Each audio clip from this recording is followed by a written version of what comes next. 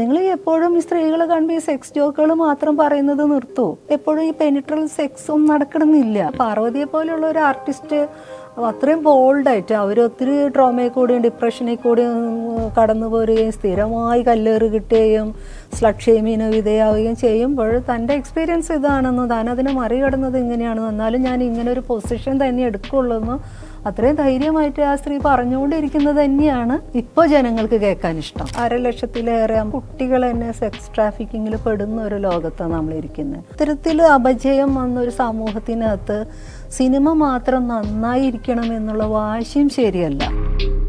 ജയസൂര്യയുടെ പേര് പറഞ്ഞ ആള് പിന്നീട് അത് നടൻ ജയസൂര്യ അല്ല എന്ന് പറയാൻ ശ്രമിക്കുകയാണ്. ഇത്രയും വലിയ ആളുകൾക്കെതിരാണ് ഈ ആരോപണങ്ങൾ പോകുന്നത്. മേ ബി രണ്ടാമത്തെ തോട്ടിൽ അവർക്കത് വേണ്ടിയിരുന്നില്ല, പറയേണ്ടിയിരുന്നില്ല എന്ന് തോന്നുന്നുണ്ടാവാം. സ്ത്രീകൾക്ക് മാത്രമാണോ ക്യാരവാനുള്ളത്? നോ പറയലാണ് ശരി, നിങ്ങൾ വേറെ പാത്രം കഴുകാൻ പോയിക്കൂടെ? നോ, അതല്ല എൻ്റെ ഒരു ഉത്തരം. നിങ്ങൾക്ക് ഇഷ്ടമുള്ള ജോലിയും കൂടെ ചെയ്യാൻ പറ്റണം. ഈ ഫിലിം ഇൻഡസ്ട്രിയിലാണ് ഈ ഫ്യൂഡൽ ഘടന കുറേ കൂടി ഉള്ളതെന്ന് തന്നെ എനിക്ക് തോന്നിയിട്ടുണ്ട്. കാരണം അതിൻ്റെ ഒരു ദാസ്യവിധേയ മനോഭാവങ്ങൾ ഇത്രയ്ക്കും ഡിഗ്നിഫൈഡ് അല്ലാതെ മനുഷ്യനോട് പെരുമാറുന്ന ഇടങ്ങളൊക്കെ കുറച്ചും കൂടി അധികം ആ തൊഴിൽ മേഖലയിലുണ്ടെന്ന് സമ്മതിക്കാതെ വയ്യ.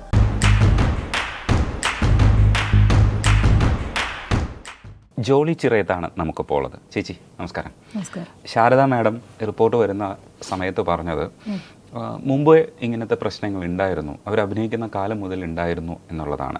WCC ട്രോൾ ചെയ്യുന്നവർക്ക് ഒരു മറുപടിയും കൂടിയാണ് ഈ കമ്മിറ്റി റിപ്പോർട്ട്. ആധികാരികത വന്നു എന്നുള്ളതാണ്. പക്ഷെ അന്ന് മുതലേ ഈ സിനിമയിൽ ഈ വിഷയം ഉണ്ടായിരുന്നു എന്ന് പറയുന്നിടത്ത് ഇതിൻ്റെ സ്വഭാവത്തെ എങ്ങനെയാണ് നമ്മൾ കൈകാര്യം ചെയ്യേണ്ടത്, എങ്ങനെയാണ് ഇത് ചർച്ച ചെയ്യേണ്ടത് എന്നുള്ളത് പലതരത്തിലാണ് ഡിസ്കഷൻസ് പോകുന്നത്. അതായത് ഇതൊരു പുതിയ പ്രശ്നമല്ല, ഇത് പണ്ട് മുതലേ ഉള്ളതാണ്. പലതരത്തിൽ നിന്നും അങ്ങനെയുള്ള ശബ്ദങ്ങൾ കേൾക്കുന്നുണ്ട്. പക്ഷേ പലതരത്തിലുള്ള വെളിപ്പെടുത്തലുകൾ പുതുതായിട്ട് വരുന്നുണ്ട്. ഒരു ഘട്ടത്തിൽ കേരളം ഞെട്ടില്ല എന്ന് കരുതിയെടുത്ത് കേരളം ഞെട്ടിയിട്ടുണ്ട്. അമ്മയിൽ അത് പ്രതിഫലിച്ചിട്ടുണ്ട്. ചേച്ചി ഇതിനെ എങ്ങനെയാണ് പോയിന്റ് ചെയ്യാൻ ആഗ്രഹിക്കണേ? നമ്മുടെ മലയാള ഇൻഡസ്ട്രിക്ക് ഒരു 96 വർഷത്തെ ചരിത്രമേ ഉള്ളൂ. അപ്പോൾ ഇവരെന്നൊക്കെ പറഞ്ഞാൽ വളരെ സീനിയർ പോസ്റ്റിലിരുന്നിരുന്ന അത്രയും പഴയ കാലത്തെ ബ്ലാക്ക് ആൻഡ് വൈറ്റ് സിനിമകളിലൂടെ വന്ന നമ്മളെ ഇഷ്ട നടിമാരാണ് അവരൊക്കെ. അപ്പോൾ അവരും പറഞ്ഞത് പഴയ കാലത്ത് ഉണ്ടായിരുന്നു എന്ന് പറഞ്ഞാൽ ഇൻഡസ്ട്രി വികസിക്കുമ്പോൾ ഒരുപാട് മാറ്റങ്ങൾ നടക്കുകയും ഡിജിറ്റൽ യുഗത്തിലെത്തുകയും ഇനി അനിമേറ്റഡ് ഫിഗേഴ്സായിട്ട് സിനിമ തന്നെ മനുഷ്യർ വേണ്ടാത്ത വിധം സിനിമ ചെയ്യാവുന്ന സാധ്യതയിൽ എത്തി നിൽക്കുമ്പോൾ വരെയും ഈ മനുഷ്യാധ്വാനത്തിനെയും സ്ത്രീകളെയും ബഹുമാനിക്കുന്ന, അവർക്ക് സുരക്ഷിതത്വം അഭിമാനം ഉറപ്പാക്കുന്ന തൊഴിലിടമായിട്ട് അത് മാറിയില്ല എന്നും കൂടെ വേണ്ട നമ്മൾ മനസ്സിലാക്കാൻ. അപ്പോൾ എന്ത് തരത്തിലുള്ള ഒരു വികാസമാണ് ആ ഇൻഡസ്ട്രിക്ക് ഉണ്ടായിട്ടുള്ളത് എന്നാണ് നമ്മൾ തിരിച്ചു ചോദിക്കേണ്ടത്. അതല്ലാതെ പണ്ട് ഇങ്ങനെ ആയിരുന്നു അതുകൊണ്ട് ഇന്നും ഇങ്ങനെ ആവാമെന്നാണോ? പാടില്ലല്ലോ. ഹിസ്റ്ററി അങ്ങനെ പോവില്ല. അപ്പോൾ പണ്ട് പലതും മോശമായിരുന്നു മനുഷ്യരോട്. ആ മോശമായതാണ്, അതല്ല ശരിയെന്ന് അറിഞ്ഞ് ബോധപൂർവം തിരുത്തലുകൾ ഉണ്ടാക്കിയതാണ് നമ്മളുടെ. ഇതിനൊരു നെഗറ്റീവ് കമന്റ് എന്താണെന്ന് വെച്ചാൽ അന്തസ്സുള്ള സ്ത്രീകൾക്ക് പ്രവർത്തിക്കാൻ പറ്റുന്ന മേഖലയല്ല സിനിമ എന്ന് തെളിഞ്ഞില്ല എന്നാണ് നെഗറ്റീവ് കമന്റ്സ് വരുന്നത്. ആകെ മൊത്തം അങ്ങനത്തെ ഉള്ള കമന്റ്സ് ഇടാൻ വേണ്ടിയിട്ട് ശ്രമിക്കുന്നുണ്ട് പുരുഷാരം. ഇവിടെയാണ് നമ്മൾ ഇതെങ്ങനെയാണ് ഫോക്കസ് ചെയ്യേണ്ടത്, ഇതെങ്ങനെയാണ് നമ്മൾ ഇതിനകത്തുനിന്ന് ഈ വിഷയത്തെ നമ്മൾ കൃത്യമായി അവതരിപ്പിക്കേണ്ടത് എന്നുള്ളൊരു ചോദ്യം വരുന്നത്. അന്തസ്സുള്ള ഒരിടമല്ല എന്ന് പറയുമ്പോൾ ആദ്യം നമ്മൾ മനസ്സിലാക്കുന്നത് as A industry, entertainment industry ഇതൊരു തൊഴിലിടം എന്നുള്ള രീതിയിൽ ഇതിനെ കാണാനും അതിൻ്റെ പ്രശ്നങ്ങളെ മനസ്സിലാക്കാനും തക്ക മാനസിക ശേഷിയുള്ള അല്ലെങ്കിൽ അങ്ങനെ ഒരു ചിന്താ പദ്ധതിയുള്ള ഒരു സമൂഹം നമുക്കില്ല. രണ്ടാമത്, സ്ത്രീ എന്ന് പറയുന്നത് ഒരു കമ്മോഡിറ്റി ആണെന്നോ അത് എൻ്റർടൈൻമെൻറ്റ് ഇൻഡസ്ട്രിയിൽ വരുമ്പോൾ നമ്മളുടെ സിനിമകളുടെ പോർട്രേറ്റിൻ്റെയും കൂടി പ്രശ്നങ്ങളുണ്ട്. ഈ സെക്സ് ജോക്കുകൾ എല്ലാതും ഒരു റേപ്പ് കൾച്ചർ ഉണ്ട് എന്ന് നമുക്ക് പോലും അറിയില്ല. കാരണം സ്ത്രീകളെ ഇഞ്ചോട് ഇഞ്ച് ഉപഭോഗ വസ്തുവായി മാത്രം കൊണ്ടാടുന്ന ഒരു ഇൻഡസ്ട്രിക്ക് അകത്തും കൂടിയാണ് ഇതൊക്കെ സംഭവിക്കുന്നത്. അപ്പോൾ നമ്മളുടെ ഒരു പൊതുബോധം എന്താണെന്നുള്ളതാണ്. ഒന്നിത് സ്ത്രീയുടെ തൊഴിലിടമായിട്ട് കാണണമെങ്കിൽ ഇതിനകത്ത് തൊഴിൽ നിയമങ്ങളും തൊഴിൽ റെഗുലേഷൻസും അങ്ങനെ ഒരു സംവിധാനം ഉണ്ടെന്ന് ആർക്കെങ്കിലും തോന്നണം. അപ്പോൾ ഇതങ്ങനെ അല്ല എന്നുള്ളൊരു ബോധം നിലനിൽക്കുന്നത് കൊണ്ടാണ് സ്ത്രീക്ക് പറ്റിയതല്ല എന്നിവർ പറയുന്നത്. അപ്പം ഞാനൊരു സിമ്പിൾ ക്വസ്റ്റ്യൻ ചോദിക്കട്ടെ. ഇപ്പം ഇന്ന് കൽക്കട്ടയിൽ ജോലിക്ക് പോയ ഒരു ഡോക്ടർ ബ്രൂട്ടലി മർഡറായി. അപ്പം ഇപ്പോൾ പറയുന്നത് റേപ്പല്ല, അത് പ്രതികാരം തീർന്നതാണ്. അപ്പോൾ ഇവരുടെ അടുത്ത ചോദ്യം എന്താണ്? സ്ത്രീക്ക് പറ്റിയ ഇടമല്ല മെഡിക്കൽ ഫീൽഡ് എന്നാണോ ഇനി ഇവർ പറയാൻ പോകുന്നത്? ഇന്ത്യയിൽ ശരാശരി 10 ദളിത് സ്ത്രീകൾ റേപ്പ് ചെയ്യപ്പെടുന്നുണ്ട്. അപ്പോൾ ഇതിന് ഇവരുടെ ആൻസർ എന്താണ്? ദളിത് സ്ത്രീകൾ ഭൂമിയിൽ ജീവിച്ചിരിക്കാൻ അർഹരല്ല എന്നാണോ ഇനി ഇവർ പറയാൻ പോകുന്നത്? അപ്പോൾ ഇതിന് ഇങ്ങനത്തെ ഓരോ ചോദ്യങ്ങളെ നമ്മൾ ഇനി ആൻസർ ചെയ്യാൻ സ്ത്രീകൾ തയ്യാറല്ല. നമ്മൾ മനസ്സിലാക്കേണ്ടത് സ്ത്രീക്ക് ഇഷ്ടമുള്ള ജോലി ചെയ്യാനുള്ള അധികാരവും അവകാശവും ഉണ്ട്. ആ ഇഷ്ടമുള്ള ജോലി ചെയ്യുന്നതിൻ്റെ ഭാഗമായിട്ട് അവൾക്ക് അവളുടെ അഭിമാനം വ്രണപ്പെടുന്ന വിധത്തിൽ അല്ലെങ്കിൽ സെക്ഷൽ ഫേവർ ആവശ്യപ്പെടുന്ന വിധത്തിൽ സംവിധാനങ്ങൾ വരരുത്, അത് മാറണം. ഫസ്റ്റ് ഓഫ് ഓൾ നമ്മൾ ആദ്യം തന്നെ നമ്മുടെ പ്രയോറിറ്റി നമ്മളെ നോ പറയാൻ പഠിപ്പിക്കലല്ല, സ്ത്രീക്ക് ജോലി ചെയ്യുന്ന ഓരോ ഇടത്തിലും നോ പറയേണ്ട സാഹചര്യങ്ങൾ ഒരുക്കാതിരിക്കൽ തന്നെയാണ് ഒരു ആധുനിക സമൂഹം ചെയ്യേണ്ടത് എന്നുള്ള പാഠമാണ് ഇനി നമ്മൾ പഠിപ്പിക്കേണ്ടത്. മറിച്ചുള്ള ഒരു വർത്താനം ഒരു നറേറ്റീവും കേൾക്കാൻ നമ്മൾ തയ്യാറല്ല എന്നാണ് ഇപ്പോൾ പൊതുസമൂഹം അടക്കം പറഞ്ഞു വയ്ക്കുന്നത്. അപ്പം ഞാൻ പറഞ്ഞു വെച്ചാൽ അതൊരു വലിയ വിജയമാണ്. കാരണം ഒരു പ്രോസസ്സിന്, ഒരു തോട്ട് പ്രോസസ്സിനെ തന്നെ അട്ടിമറിക്കുന്ന ഒരു സംഗതികളാണ് നടന്നത്. അപ്പോൾ ഇവിടെ അപ്പോൾ പറയുന്നത് വെച്ചാൽ ഈ സെക്ഷൽ ഒബ്ജക്റ്റ് ആയിട്ട് മാത്രം സ്ത്രീകളെ കാണുന്നതുകൊണ്ടുണ്ടാകുന്ന ഒരു ബുദ്ധിമുട്ട് എന്താണ്? യഥാർത്ഥത്തിൽ മനുഷ്യബന്ധങ്ങളിൽ സാധ്യമാവേണ്ട പ്രണയവും സെക്സും സാധ്യമല്ലാത്ത രീതിയിൽ സെക്സിനെ നമ്മളൊരു ക്രിമിനൽ ടൂളായിട്ട് നിർത്തുന്നു എന്നൊരു അപകടം കൂടെ നമ്മൾ ചെയ്തു വയ്ക്കുന്നുണ്ട്. പിന്നെ വേറെ ഒന്ന്, ഇത്തരത്തിലുള്ള ഒരു വോയറിസ്റ്റിക് ഇക്കിളിപ്പെടുത്തലുകളിൽ മാത്രമായിട്ട് ചർച്ച ഒതുങ്ങി പോകുന്നുണ്ട്. കാതലായ പ്രശ്നം എന്ന് പറയുന്നത് ഒരു സിനിമ ഉണ്ടാകുമ്പോൾ അതിനകത്ത് 100 കണക്കിന് മനുഷ്യർ വർക്ക് ചെയ്യുന്നുണ്ട്. ഒരു സിനിമ ഒരു നടനെ കണ്ട് മാത്രം ഒന്നുമല്ല ഉണ്ടാവുന്നത്. കോടികൾ ചിലപ്പോൾ അയാളായിരിക്കും വാങ്ങുന്നത്. മൊത്തം ഇൻവെസ്റ്റ്മെൻറ്റിൻ്റെ മേ ബി 75 മേലെ ഒരാളിലേക്ക് കേന്ദ്രീകരിക്കപ്പെടുന്നതൊക്കെ ന്യായമായ കാര്യമല്ല, അന്യായമായ ഒരു കാര്യം അവിടെ നടക്കുമ്പോൾ ഈ സിനിമ രൂപപ്പെടുന്നതിൽ ഒത്തിരി മനുഷ്യൻ്റെ അധ്വാനങ്ങളുണ്ട്. ഈ അധ്വാനങ്ങളെ എങ്ങനെ ട്രീറ്റ് ചെയ്യപ്പെടുന്നു എന്നുള്ളതും കൂടിയാണ് ഇനി നമ്മൾ ചർച്ചയ്ക്ക് എടുക്കേണ്ടത്. ഇവർക്ക് എന്ത് തരത്തിലുള്ള ക്ഷേമമാണ് ഉറപ്പാക്കുന്നത്, ഇവരുടെ സ്വാസ്ഥ്യം വെച്ചാൽ പണിയെടുക്കുക എന്ന് പറയുമ്പോൾ നമുക്ക് വിശ്രമം കൂടി വേണം. അപ്പം മലയാളം ഇൻഡസ്ട്രിയുടെ പണിയെടുപ്പിക്കുന്ന രീതികൾ എന്താണ്? ഇനിയിപ്പോൾ ഒരു 100 പേരുള്ളൊരു സിനിമയ്ക്കകത്ത് പോലും മാക്സിമം 5 പേരാണ് സ്ത്രീകളുണ്ടാവുന്നത്. അപ്പോൾ 95 പേരും പുരുഷന്മാരാണ്. അതിൽ തന്നെ 5-6 പേരായിരിക്കും ഒരു പ്രിവിലേജ്ഡ് എന്നുള്ളൊരു അല്ലെങ്കിൽ ഒരു സ്റ്റാർഡം എൻജോയ് ചെയ്യാൻ കഴിയുന്ന വിധത്തിൽ ആ സിസ്റ്റത്തിനകത്തുള്ളത്. ബാക്കി വരുന്ന ഈ 90 പേരും എന്ത് തരത്തിലുള്ള ജീവിതമാണ് ജീവിക്കുന്നത് എന്നും കൂടെയാണ് ഇനി മനുഷ്യർ ചിന്തിക്കേണ്ടത്. അല്ലാതെ ഇത് സ്ത്രീകളുടെ പ്രശ്നമായിട്ടും സ്ത്രീകൾ ഉള്ളതുകൊണ്ട് ഞങ്ങളുടെ പ്രിയപ്പെട്ട താരങ്ങൾക്ക് അപകടം പറ്റി എന്നുള്ള രീതിയിലാണ് ഇവർ കാണുന്നതെങ്കിൽ ഇവരൊരു സമൂഹം എന്നുള്ള രീതിയിലും മനുഷ്യ ജീവിതത്തിനെ അധ്വാനത്തിനെ ഒന്നും മനസ്സിലാക്കാൻ ശേഷിയില്ലാത്ത ഒരു തരം അടിമ കാലഘട്ടത്തിൻ്റെ ബോധത്തിലേക്ക് പോകുന്ന ഒരു സമൂഹമായി നമ്മൾ മാറും. അത്രേ എനിക്ക് പറയാനുള്ളൂ. ഇതിനകത്ത് തൊഴിലാളി സംഘടനകളുടെ ഇടപെടൽ നമ്മളിപ്പോൾ കൃത്യമായിട്ട് കേൾക്കാൻ ശ്രമിക്കുന്നുണ്ട്. അപ്പോൾ ഇന്നലെ സജിത മഠത്തിൽ പറഞ്ഞത് ഫെഫ്കയുടെ ഭാഗത്ത് നിന്നിട്ട് ഇതെങ്ങനെയാണ് നേരിടേണ്ടത്, എങ്ങനെയാണ് ടാക്കിൾ ചെയ്യേണ്ടത് എന്നുള്ള രീതിയിലാണ് മെസ്സേജസ് അയക്കുന്നത്. സംഘടനകളുടെ തലപ്പത്തിരിക്കുന്നവരെയൊക്കെ ഫെഫ്ക അറിയിക്കുകയാണ് ഈ സിറ്റുവേഷനിൽ WCCക്കെതിരായിട്ട്. ഇപ്പം ഒരു ഘട്ടത്തിൽ ട്രോളിയിരുന്നത് കാരവാനിലിരുന്ന് ഫേസ്ബുക്കിലൂടെ എഴുതുന്നവരാണ് WCC അംഗങ്ങളെന്നൊക്കെ പറഞ്ഞ് ട്രോളുന്ന എടുത്ത് നിന്ന് ഇപ്പോൾ ഒരു ഔട്ട്പുട്ട് റിസൾട്ടിലേക്ക് വന്നപ്പോൾ ഈ സാഹചര്യത്തെ എങ്ങനെയാണ് ടാക്കിൾ ചെയ്യേണ്ടതെന്ന് മറ്റുള്ളവർക്ക് നിർദ്ദേശം കൊടുക്കുന്ന രീതിയിലൊക്കെ ശ്രദ്ധിക്കപ്പെടുന്ന ഒരു സംഘടനയായിട്ട് മാറിപ്പോകുന്നു എന്നുള്ളതാണ് പരാതി പറഞ്ഞത് സജിത മഠത്തിൽ. ഇത് കേൾക്കുമ്പോൾ ഒരു തൊഴിലാളി സംഘടനയുടെ ഇത്തരത്തിലുള്ളൊരു സംഗതിയെ അവർ മനസ്സിലാക്കുന്നതാണ് പറയുന്നത്, തെളിവുകളുടെ അടിസ്ഥാനത്തിലാണ് സംസാരിക്കുന്നതെന്നാണ് നമ്മൾ മനസ്സിലാക്കുന്നത്. ഇങ്ങനെ ഒരു സംഘടനാ പരിപാടി ഇതാണോ സംഘടിപ്പിക്കൽ? ഇതില്ലെങ്കിൽ തൊഴിലാളി സംഘടനയുടെ ലക്ഷ്യം അതും ഇടതു സ്വഭാവം സൂക്ഷിക്കുന്നു എന്ന അഭിപ്രായത്തെ നാഷിക് അബുവും നിഷേധിച്ചിട്ടുണ്ട്. അത് ഇടത് പരിവേഷം മാത്രമേ ഉള്ളൂ, അങ്ങനെ ഒരു ഇടത് സ്വഭാവം ഇല്ലെന്ന്. ചേച്ചി എങ്ങനെയാണ് ഈ സംവിധാനത്തിൽ? അല്ല, അങ്ങനെ അവർ അത്തരത്തിലുള്ള ഒരു ക്യാമ്പയിൻ ഇപ്പോൾ വരുന്ന ഈ മൂവ്മെൻറ്റിനെതിരെയും ഇത്രയും വ്യക്തമായിട്ടുള്ള ഒരു റിപ്പോർട്ടിനെതിരെയും അത്തരത്തിലൊരു ക്യാമ്പയിൻ അവർ നടത്തുന്നുണ്ടെങ്കിൽ തീർച്ചയായിട്ടും അതൊരു തൊഴിലാളി വിരുദ്ധമായിട്ടുള്ളൊരു നടപടി തന്നെയാണ്. അതിൽ യാതൊരു തർക്കവുമില്ല.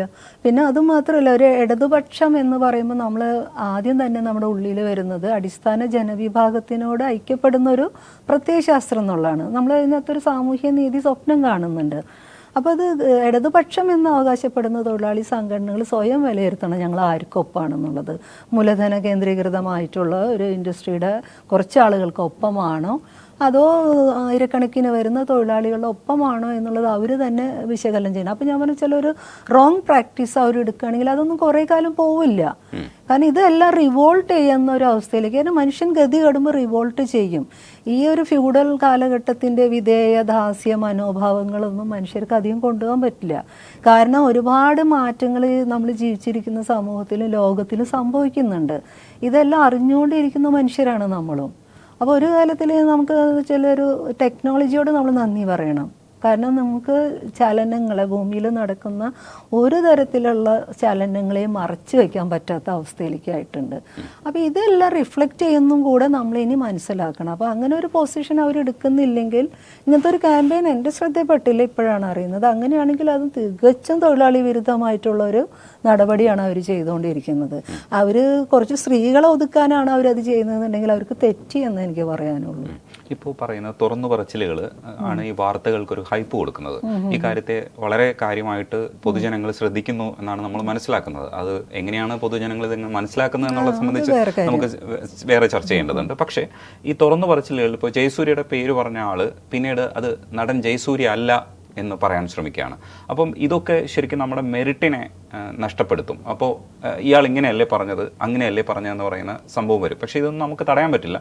ഇതൊരു കേന്ദ്രീകൃതമായ ഒരു പരിപാടിയല്ല. പല സ്ഥലത്ത് ഇതിൻ്റെ പ്രതികരണങ്ങൾ ഉണ്ടാവുന്നു. പക്ഷേ ഇതെങ്ങനെയാണ് നമ്മൾ ഇതിനെ നോക്കിക്കാണേണ്ടത്? ഒന്നെന്ന് പറഞ്ഞാൽ നമ്മൾ ഇത്രയും വലിയ ആളുകൾക്കെതിരെ അല്ലെങ്കിൽ ഒരു വലിയ പവർ സ്ട്രക്ചറിനെതിരെ തീരെ നിസ്സാരം എന്ന് തോന്നിക്കുന്ന, ഇത് ഈ ഇൻഡസ്ട്രിക്കകത്ത് വലിയ വോയിസ് ഒന്നും ഇല്ലാത്ത അങ്ങനെ എസ്റ്റാബ്ലിഷ്ഡ് ആയിട്ടുള്ള മനുഷ്യരല്ല വരുന്നത്. അപ്പോൾ അതിൻ്റെ അർത്ഥം തന്നെ മനസ്സിലാക്കേണ്ടത്, ഇവർക്ക് ഇത്രയും കാലത്ത് അവരുടെ അനുഭവങ്ങൾ അവരുടെ ഉള്ളിൽ ഈ പോറൽ അവർ കൊണ്ട് നടക്കുന്നുണ്ട്. പിന്നെ വേറൊന്നുണ്ട്, നമ്മളൊരു കാര്യം മനസ്സിലാക്കേണ്ടത്, ഈ സിനിമ ഇൻഡസ്ട്രി എന്ന് പറയുന്നത് ഒരു മുതലാളിക്ക് കീഴെ ഒരു കൃത്യമായ ഒരിടത്തിൽ ഒരു സ്ഥിരമായിട്ടുള്ള അംഗങ്ങളുടെ ഒരു പ്രവർത്തന മേഖലയല്ല സിനിമ. എപ്പോഴും ഇത് സെറ്റുകളും ആളുകളും പ്രൊഡ്യൂസറും ഡയറക്ടറും എല്ലാം മാറിക്കൊണ്ടിരിക്കും. അപ്പോൾ നമ്മൾ ഒരു സ്ഥലത്ത് ഉണ്ടാവുന്ന ഒരു നടിക്കോ നടനോ ഉണ്ടാവുന്ന അനുഭവം വേറൊരിടത്തിൽ റിപ്പീറ്റ് ചെയ്യണമെന്നില്ല. പക്ഷേ ഈ പവർ സ്ട്രാറ്റജിയിൽ ഏറ്റവും താഴെ നിൽക്കുന്ന മനുഷ്യർ ആദ്യം കണ്ടില്ല എന്ന് വെക്കുന്നത് നാളത്തെ ഒരു സിനിമ ഞങ്ങളെ രക്ഷപ്പെടുത്തും എന്നുള്ള അവരുടെ ഒരു ആഗ്രഹം കൊണ്ടും കൂടിയാണ്. അപ്പോൾ ചിലപ്പോൾ നാളെ അവർ രണ്ടാമത് അനുഭവിക്കുന്ന ഒരു സിനിമയിൽ ഈ പ്രശ്നമില്ലാത്തത് കൊണ്ട് തന്നെ, അല്ലെങ്കിൽ വെൽ ട്രീറ്റഡ് ആയതുകൊണ്ട് തന്നെ അവർ ചിലപ്പോൾ ഈ ആദ്യത്തെ അനുഭവത്തെ താൽക്കാലികമായി റദ്ദ് ചെയ്തേക്കും. അപ്പോൾ അതുകൊണ്ട് അന്നുണ്ടായ സംഭവം ഇപ്പോൾ പറയുന്നു എന്നുള്ളത് ചോദിക്കുന്നതിൽ ഒരു അർത്ഥമില്ല. കാരണം നിങ്ങൾ ഒരു വളരെ നിയതമായ ഒരു ഇൻസ്റ്റിറ്റ്യൂഷൻ്റെ അകത്ത് വർക്ക് ചെയ്യുമ്പോൾ നിങ്ങൾക്ക് ആകെ എപ്പോഴും കൺഫ്രണ്ട് ചെയ്യേണ്ടി വരുന്ന ഒരു മാനേജ്മെൻറ്റേ ഉള്ളൂ. ആ മാനേജ്മെൻറ്റിനോട് നിങ്ങൾക്ക് എന്തെങ്കിലും പ്രശ്നങ്ങളുണ്ടെങ്കിൽ അതിനകത്തെ തൊഴിലാളികളും മറ്റുള്ളവരും ആ വ്യക്തിക്ക് ഒപ്പം നിൽക്കും. മാക്സിമം ഉണ്ടാവാതെ തൊഴിലിടത്തിൽ നിന്ന് നിങ്ങൾക്ക് പോയാലും അതേ തൊഴിൽ, നിങ്ങൾ പഠിച്ച ഒരു തൊഴിൽ നിങ്ങൾക്ക് വേറൊരിടത്തിൽ ചെയ്യാൻ പറ്റും എന്നുള്ളതാണ്. പക്ഷേ സിനിമ എന്ന് പറഞ്ഞ ഒരു ഇൻഡസ്ട്രിക്കകത്ത് നടക്കുന്ന ഒരു പ്രശ്നം ഉണ്ടെന്ന് വെച്ചാൽ, ഇത്രയും പവർലെസ് ആയിട്ടുള്ള മനുഷ്യന്മാർ ആദ്യമേ തന്നെ ഉന്നയിച്ച് അവർ എന്നേക്കുമായിട്ട് സിനിമയിൽ നിന്ന് തന്നെ പുറത്തു പോവാണ്. പിന്നെ ഇത് നോ പറയലാണ് ശരി, നിങ്ങൾ വേറെ പാത്രം കഴുകാൻ പോയിക്കൂടെ? നോ, അതല്ല അതിൻ്റെ ഒരു ഉത്തരം. നിങ്ങൾക്ക് ഇഷ്ടമുള്ള ജോലിയും കൂടെ ചെയ്യാൻ പറ്റണം. അത് നിങ്ങൾ ഒരു സ്ത്രീ ആയി എന്നുള്ളതിൻ്റെ പുറത്ത് നിങ്ങളോട് എപ്പോഴും സെക്ഷൽ ഫേവർ ചോദിച്ചോ എന്നുള്ളതിൻ്റെ പുറത്തൊക്കെ നിങ്ങൾക്ക് അത് അഡ്ജസ്റ്റ് ചെയ്യാൻ പറ്റില്ലെങ്കിൽ അങ്ങനെയാണോ നമ്മളൊരു മനുഷ്യനോട് പറയേണ്ടത്? അങ്ങനെയല്ലല്ലോ. ഒരു ഫ്രജൈലായിട്ടുള്ള, അതിനെ ഡീൽ ചെയ്യാൻ പറ്റാത്ത മനുഷ്യർക്ക് ഈ ഭൂമിയിൽ ജീവിക്കണ്ടേ? അപ്പോൾ അതിനുള്ള സാധ്യതയാണ് ഒരുക്കേണ്ടത്. അല്ലാതെ നമ്മൾ ഒരിക്കലും ആണും പെണ്ണും നമ്മൾ മിണ്ടരുത്, കളിക്കരുത് അല്ല. ഞാൻ പറഞ്ഞത് കുറച്ചും കൂടി വാമത്തുള്ള ഒരു അറ്റ്മോസ്ഫിയർ ഉണ്ടാക്കുകയും കളിയും ചിരിയും തമാശകളൊക്കെ ആയിട്ട് നിങ്ങൾ എപ്പോഴും ഈ സ്ത്രീകളെ കാണുമ്പോൾ ഈ സെക്സ് ജോക്കുകൾ മാത്രം പറയുന്നത് നിർത്തൂ. നിങ്ങൾ അവരെ എപ്പോഴും ഒരു സെക്ഷൽ ഒബ്ജക്റ്റായിട്ട് മാത്രം കാണുന്നത് നിർത്തും. അപ്പോൾ ഇത് എപ്പോഴും ഈ പെനിട്രൽ സെക്സ് ഒന്നും നടക്കണമെന്നില്ല. പക്ഷെ ഓരോ നിമിഷം ഏതെങ്കിലും സ്ത്രീകൾ അല്ലെങ്കിൽ അതിനകത്തെ ബഹുഭൂരിപക്ഷം വരുന്ന സ്ത്രീകളും ഈ ജോക്കിലൂടെ പോകുക എന്ന് പറഞ്ഞാൽ ഒരു സുഖമുള്ള കാര്യമല്ല. അത്രയെങ്കിലും നമ്മൾ മനസ്സിലാക്കണം. അപ്പോൾ ഇങ്ങനെ ഈ സിനിമ ഇൻഡസ്ട്രിയിൽ വരുന്നവർ എല്ലാവരും ഇത് മാറ്റി പറയുന്നു. അങ്ങനെ എനിക്ക് അങ്ങനത്തെ കൗണ്ടർ നറേറ്റീവ്സ് വരുമെന്ന് അറിയാമായിരുന്നു. ഇനിയിപ്പോൾ ഇതിനെ തളർത്താനും തകർത്താനും പിന്നെ ഇത് എത്രയും വലിയ ആളുകൾക്കെതിരാണ് ഈ ആരോപണങ്ങൾ പോകുന്നത്. അപ്പോൾ മേ ബി രണ്ടാമത്തെ തോട്ടിൽ അവർക്കത് വേണ്ടിയിരുന്നില്ല, പറയേണ്ടിയിരുന്നില്ല എന്ന് തോന്നുന്നുണ്ടാവാം. അപ്പോൾ അതുകൊണ്ട് ഞാനിനി അത് ആളെ പേര് പറയുന്നില്ല എന്ന് പറയുന്നേക്ക്. പക്ഷെ ഇവിടെ നമ്മൾ കണ്ടത് ഗവൺമെൻറ് ബോഡിയുടെ മുന്നിൽ ഒരു മജിസ്ട്രേറ്റിൻ്റെ മുന്നിൽ എന്നുള്ളത് പോലെയാണ് ഹേമ കമ്മിറ്റിക്ക് മുന്നിൽ ഈ സ്ത്രീകൾ പോയി അവരുടെ പ്രശ്നങ്ങൾ പറഞ്ഞിട്ടുള്ളത്. അതിനെ മുഖവിലേക്ക് എടുക്കുക എന്നുള്ളതാണ് ഗവൺമെൻറ് ചെയ്യേണ്ട കാര്യം. അല്ലാതെ അവർ തിരിച്ച് സ്ട്രെസ്സിൽ നിർത്തല്ല. ഈ സ്ത്രീകളുടെ ഒരു ജേണിക്കകത്ത് 10-15 വർഷത്തെ അവരുടെ യാത്രയ്ക്കിടയിൽ അവർ തൊഴിലിടത്തിൽ നിന്ന് അനുഭവിച്ച പല വിധത്തിലുള്ള മാനസിക സംഘർഷങ്ങൾ, അബ്യൂസുകൾ അവർ പറയുമ്പോൾ അത് മുഖവിലേക്ക് എടുക്കുകയും അവിടെ ഒരു എന്താ പറയണ്ടേ ക്ലെൻസിങ് പ്രോസസ്സ് എന്താണ് ഗവൺമെൻറ് തലത്തിൽ വേണ്ടേ, എന്ത് റൂൾസും റെഗുലേഷൻസാണ് കൊണ്ടുവരേണ്ടത് എന്നാണ് ചിന്തിക്കേണ്ടത്. അല്ലാതെ ഇതിൻ്റെ ഇത്തരത്തിലുള്ള മറ്റു വളരെ ഫെരിഫറലായിട്ടുള്ള കാര്യങ്ങൾ കൊണ്ടുവന്ന് ഇതിനെ മൊത്തം റദ്ദ് ചെയ്യുന്ന ഒരു നറേറ്റീവ് ഒന്നും എന്തായാലും നമുക്ക് സ്വീകാര്യമല്ല. ഇപ്പൊ ഗായിക ഗൗരി ലക്ഷ്മി പറയുമ്പോൾ അയാളുടെ മൈനർ ആയിട്ടിരുന്ന അവസ്ഥയിൽ പോക്സോ ആയി എടുക്കാൻ പറ്റുന്ന അനുഭവങ്ങൾ അയാൾക്ക് ഉണ്ടായിട്ടുണ്ട് എന്ന് പറയുന്നുണ്ട്. അത്രയും നിരാശാജനകമാണ് ഈ ഗ്രൂപ്പ് എന്നുള്ള മനസ്സിലാക്കല്. അതൊരു ഞെട്ടലുണ്ടാക്കുന്ന ഒരു സംഗതിയല്ലേ ചേച്ചി? തീർച്ചയായിട്ടും അന്ന് നമ്മൾ മനസ്സിലാക്കേണ്ടത് നമ്മൾ ജീവിക്കുന്ന ഒരു സമൂഹം എന്ന് പറയുന്നത് തന്നെ ലവേശികളും കൂടിയുള്ള ഒരു സമൂഹമാണ്. ആർക്കാണ് അതിൽ കൺസേൺ? 1.5 ലക്ഷത്തിലേറെ 50 അല്ലേ, അത്രയും കുട്ടികൾ തന്നെ സെക്സ് ട്രാഫിക്കിങ്ങിൽ പെടുന്ന ഒരു ലോകത്താണ് നമ്മളിരിക്കുന്നത്. അപ്പം നമ്മളെ സംബന്ധിച്ച് നിങ്ങൾ ഇത്തരത്തിൽ അപജയം വന്നൊരു സമൂഹത്തിനകത്ത് സിനിമ മാത്രം നന്നായിരിക്കണം എന്നുള്ള വാശിയും ശരിയല്ല. ഇത് അങ്ങോട്ടും ഇങ്ങോട്ടും കൊണ്ടും കൊടുത്തും നിലനിൽക്കുന്ന സ്പേസുകളാണ്. അപ്പം നിങ്ങൾ ഇരിക്കുന്ന ഒരു സമൂഹത്തിൻ്റെ മൂല്യവും മൂല്യച്യുതികളും ഇതിനെ റിഫ്ലക്റ്റ് ചെയ്യും. ഇതിനെ കൂടുതൽ റിഫ്ലക്റ്റ് ചെയ്യുന്നതിൻ്റെ കാര്യം എന്ന് വെച്ചാൽ ഇവിടുത്തെ പവർ ഹൈറാർക്കി അത്ര അധികമാണ്. ആരും അവിടെ കൺട്രോൾ ചെയ്യാനില്ല. ഈ പവർ സ്ട്രക്ചറിനെതിരെ ഒരു കംപ്ലൈൻറ്റ് വന്നാൽ നമ്മളെ പരാതിയാണോ കേൾക്കുക? പ്രൊഡ്യൂസർ എന്ന് പറഞ്ഞാൽ ഇത്ര ഇൻവെസ്റ്റ് ചെയ്യുമ്പോൾ, കോടികൾ ഇൻവെസ്റ്റ് ചെയ്യുമ്പോൾ അതിനകത്ത് ഞോണ്ടി പിച്ചി എന്നൊക്കെയാണ് ഇവർക്കിത് തോന്നുന്നത്. അതല്ലാതെ എന്താ സ്വന്തം ഡിഗ്നിറ്റിയെ ബാധിക്കുന്നുണ്ട്, ഇവർക്ക് ട്രോമ ഉണ്ടാകുന്നുണ്ടെന്നൊന്നും അവരെടുക്കാൻ പറ്റുന്നില്ല. കാരണം എന്താ, അതിലും മോശമായ സമൂഹമാണ് പുറത്ത് നിൽക്കുന്നത്. അത് ഇത്രയും വലിയ കാര്യം നടക്കണം. അത് ഇവിടെ വന്നത് 3 നേരം ഭക്ഷണം കിട്ടുന്നില്ല എന്നൊക്കെ ചോദിച്ചു കളയും. അല്ലെങ്കിൽ സിനിമയിലൊക്കെ നിനക്ക് അഭിനയിക്കാൻ പറ്റില്ല, അതന്നെ വലിയ ഭാഗ്യമല്ലേ? അല്ലെങ്കിൽ നടന്മാരെ കാണാൻ പറ്റിയില്ല, അതൊരു ഭാഗ്യമല്ലേ എന്ന് ചോദിക്കുന്ന ആളുകളുണ്ട്. അതായത് ഹെലികോപ്റ്റർ കാണിച്ചിട്ട് വോട്ട് ചെയ്യാനായിട്ട് കൊണ്ടുപോകുന്ന ഒരു ഇന്ത്യൻ ജനാധിപത്യത്തിലാണ് നമ്മൾ നിൽക്കുന്നത്. അപ്പോൾ ബീഹാറിൻ്റെ വേറെ തരം അവസ്ഥകൾ ഇൻഡസ്ട്രിയിൽ അത്രയും ഫ്യൂഡൽ ബോധം ഉള്ളതുകൊണ്ട് നിൽക്കുന്നു. നിർഭാഗ്യവശാൽ എനിക്ക് തോന്നിയിട്ടുള്ളത്, ഞാൻ ഈ ഫിലിം ഇൻഡസ്ട്രിയിലാണ് ഈ ഫ്യൂഡൽ ഘടന കുറേം കൂടി ഉള്ളതെന്ന് തന്നെ എനിക്ക് തോന്നിയിട്ടുണ്ട്. കാരണം അതിൻ്റെ ഒരു ദാസ്യവിധേയ മനോഭാവങ്ങൾ, ഇത്രയ്ക്കും ഡിഗ്നിഫൈഡ് അല്ലാതെ മനുഷ്യനോട് പെരുമാറുന്ന ഇടങ്ങളൊക്കെ കുറച്ചും കൂടി അധികം ആ തൊഴിൽ മേഖലയിലുണ്ടെന്ന് സമ്മതിക്കാതെ വയ്യ. ജാതിയുടെ പുറത്താണെങ്കിൽ അപ്പം നമ്മൾക്ക് ഇതെന്ന് വെച്ചാൽ ഈ ജാതി എന്നൊക്കെ പറഞ്ഞ് നമ്മുടെ ഉള്ളിലുണ്ടെന്നേ. വെറുതെയാണ് ആ കുട്ടി എന്നിട്ട് പറഞ്ഞത് ഞാൻ അങ്ങനെ ജാതി മതമൊന്നുമില്ല, പക്ഷെ അതിനൊരു വെയിറ്റേജ് ഉണ്ടല്ലോ എന്ന് പറഞ്ഞിട്ട് നമ്പ്യാരെന്നുള്ള പേര് വെക്കണമെന്നൊക്കെ പറയുന്നത് അത്ര നിഷ്കളങ്കല്ല. അത് ജാതി ഉണ്ട് എന്നുള്ളത് തന്നെയാണ് അവർ പറയുന്നത്. അല്ലെങ്കിൽ വേറെ ഒരാൾ ഞാനങ്ങനെ ജാതി മതം ഉണ്ടെന്ന് നോക്കിയിട്ടൊന്നുമല്ല മേനോൻ വാല് വെക്കുന്നത് എന്നൊക്കെ അവർ പറയുമ്പോൾ അതൊന്നും നിഷ്കളങ്കല്ല. അതിനൊരു വെയിറ്റേജ് ഉണ്ട് അല്ലേ? പുലയെന്നും ചോനെന്നും പറയുന്നതും വെക്കുന്നേക്കാളും വെയിറ്റേജ് ഇല്ലേ അവിടെ? അപ്പോൾ അതൊക്കെ നമ്മൾ ഉണ്ടെന്ന് അഡ്മിറ്റ് ചെയ്യുകയാണെങ്കിൽ കുറച്ച് കാര്യങ്ങൾ നമുക്ക് പ്രശ്നങ്ങളുണ്ട്, നമ്മൾ അത് എക്നോളേജ് ചെയ്യണം. ഘടനാപരമായിട്ട് പ്രശ്നങ്ങളുണ്ട്, അത് കുറച്ചും കൂടി രൂക്ഷമായിട്ട് ഇൻഡസ്ട്രിക്കകത്തുണ്ട് എന്ന് എക്നോളേജ് ചെയ്യുന്നിടത്ത് നമുക്കൊരു പരിഷ്കൃത സമൂഹം എങ്ങനെ ആയിരിക്കണം എന്ന ചിന്തയിലേക്ക് പോകാൻ പറ്റും. നിർഭാഗ്യവശാൽ അത് ഇല്ല എന്ന് സമർത്ഥിക്കാനുള്ള ഒരു തത്രപ്പാടുകളാണ് അവരെ തന്നെ അപകടത്തിൽപ്പെടുത്തിയത്. പക്ഷേ ഇത് സിനിമ കാണാൻ പൈസ വേണം. അപ്പോൾ ഇപ്പോൾ കാശുള്ളവർക്കാണ് വിനോദ ഉപാധിയെ കൂടുതൽ ആശ്രയിക്കാൻ കഴിയുക. ഇപ്പം പാവപ്പെട്ടവരും ഈ പറയുന്ന കാശ് ഉണ്ടാക്കി വെച്ച് സിനിമ കാണും. പക്ഷേ എങ്കിലും അത് ഫോക്കസ് ചെയ്യുന്നത് ഇത്ര രൂപ ഉള്ളവർക്കാണ് ഇത് കാണാൻ പറ്റുക. അത് ആ എൻ്റർടൈൻമെൻറ്റ് ഏരിയ തന്നെ അത്തരത്തിലുള്ളൊരു സംഗതിയാണ് അപ്പോഴും അതിൻ്റെ കണ്ടന്റ് ആക്കാൻ ശ്രമിക്കാറുള്ളത്. കണ്ടന്റ് ചിലതൊക്കെ മോഹിപ്പിക്കുന്ന കണ്ടന്റ് കാണാൻ വേണ്ടിയിട്ടായിരിക്കും സാധാരണക്കാരൻ ഇത് കാണുക.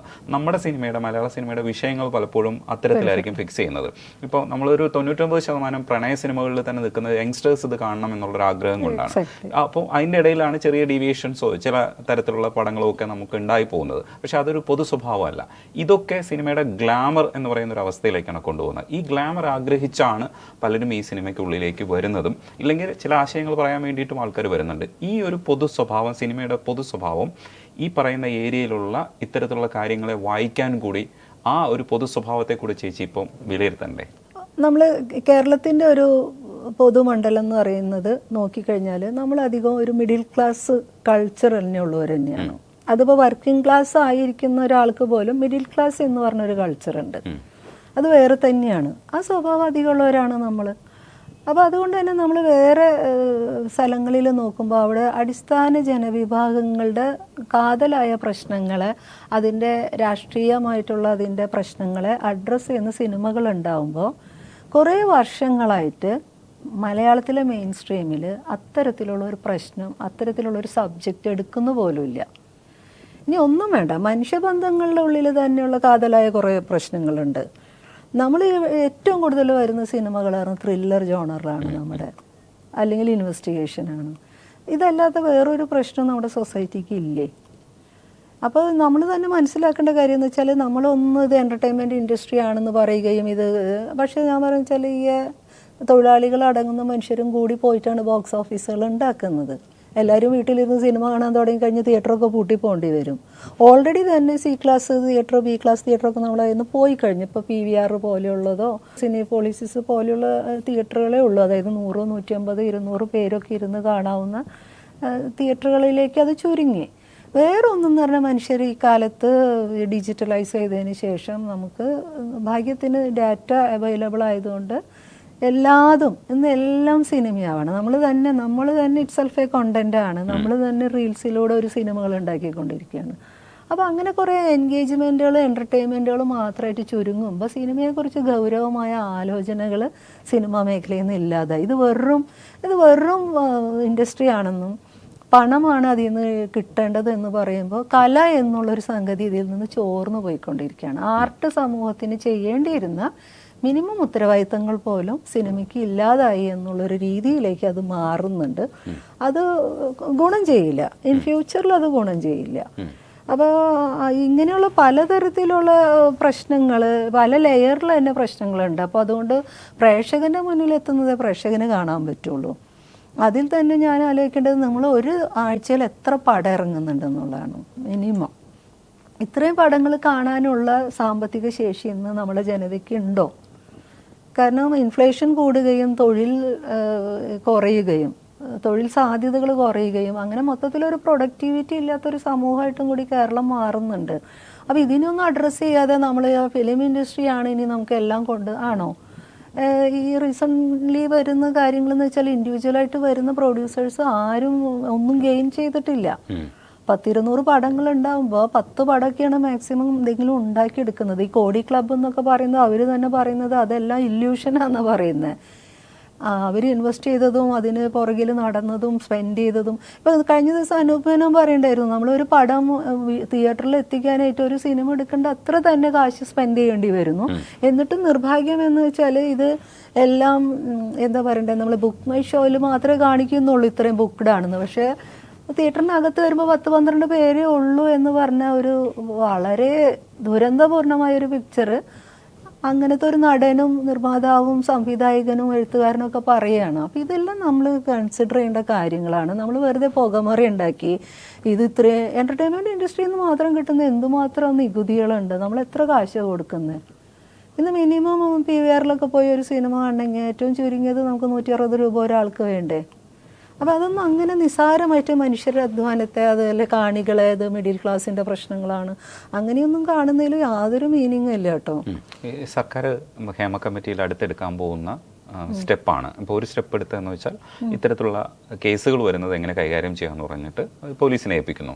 ആ സ്റ്റെപ്പ് വേണം. അത് കഴിഞ്ഞിട്ട് നെക്സ്റ്റ് സ്റ്റെപ്പ് എന്താണ് ചെയ്യേണ്ടതെന്നതിനെ പറ്റിയിട്ടുള്ള ഒരു രൂപവും ഇതുവരെയും കിട്ടിയിട്ടില്ല. അതിന് ആരോടാണ് സംസാരിക്കുക, ആരാണ് ഇതിൻ്റെ അതോറിറ്റി, ഇല്ലെങ്കിൽ ഏത് തരം, ഇപ്പോൾ കോൺക്ലേവ് എന്ന് പറഞ്ഞ് സംസാരിക്കുമ്പോഴും ആശയ വ്യക്തതയില്ല. ഈ സർക്കാർ എന്തായിരിക്കും ഫോക്കസ് ചെയ്യുക, ഇല്ലെങ്കിൽ എന്തായിരിക്കും ഫോക്കസ് ചെയ്യേണ്ടത്? സർക്കാർ ഫോക്കസ് ചെയ്യേണ്ടത് ഇതിൻ്റെ അടിസ്ഥാനത്തിലുള്ള തൊഴിൽ പ്രശ്നങ്ങൾ എന്ന് പറഞ്ഞാൽ ഒരു ഭാഗത്ത് സെക്ഷൽ അബ്യൂസ് ഉണ്ടാവുന്നുണ്ടെന്നുള്ളതുണ്ട്. അപ്പോൾ അത് വേറെ രീതിയിൽ തന്നെ എനിക്ക് ഇപ്പോൾ രൂപീകരിക്കപ്പെട്ട ഇൻവെസ്റ്റിഗേഷൻ ടീമിനോടൊക്കെ എനിക്ക് ഭയങ്കര വിയോജിപ്പുണ്ട്. കാരണം നമ്മളെ പൊതു സമൂഹത്തിൻ്റെ ഒരു ആത്മവിശ്വാസത്തെ എടുക്കുന്ന വിധത്തിലുള്ള ഒരു ടീം, വാളയാർ കേസിലൊക്കെ അത് തരത്തിലുള്ള കേസിനെ മുന്നോട്ട് കൊണ്ടുപോകാൻ സഹായിക്കാത്ത വിധത്തിൽ നമുക്ക് അട്ടിമറിച്ചോ എന്ന് സംശയം തോന്നുന്ന വിധത്തിലൊക്കെയുള്ള കുറേ ആളുകളൊക്കെ അതിനകത്തുണ്ട്.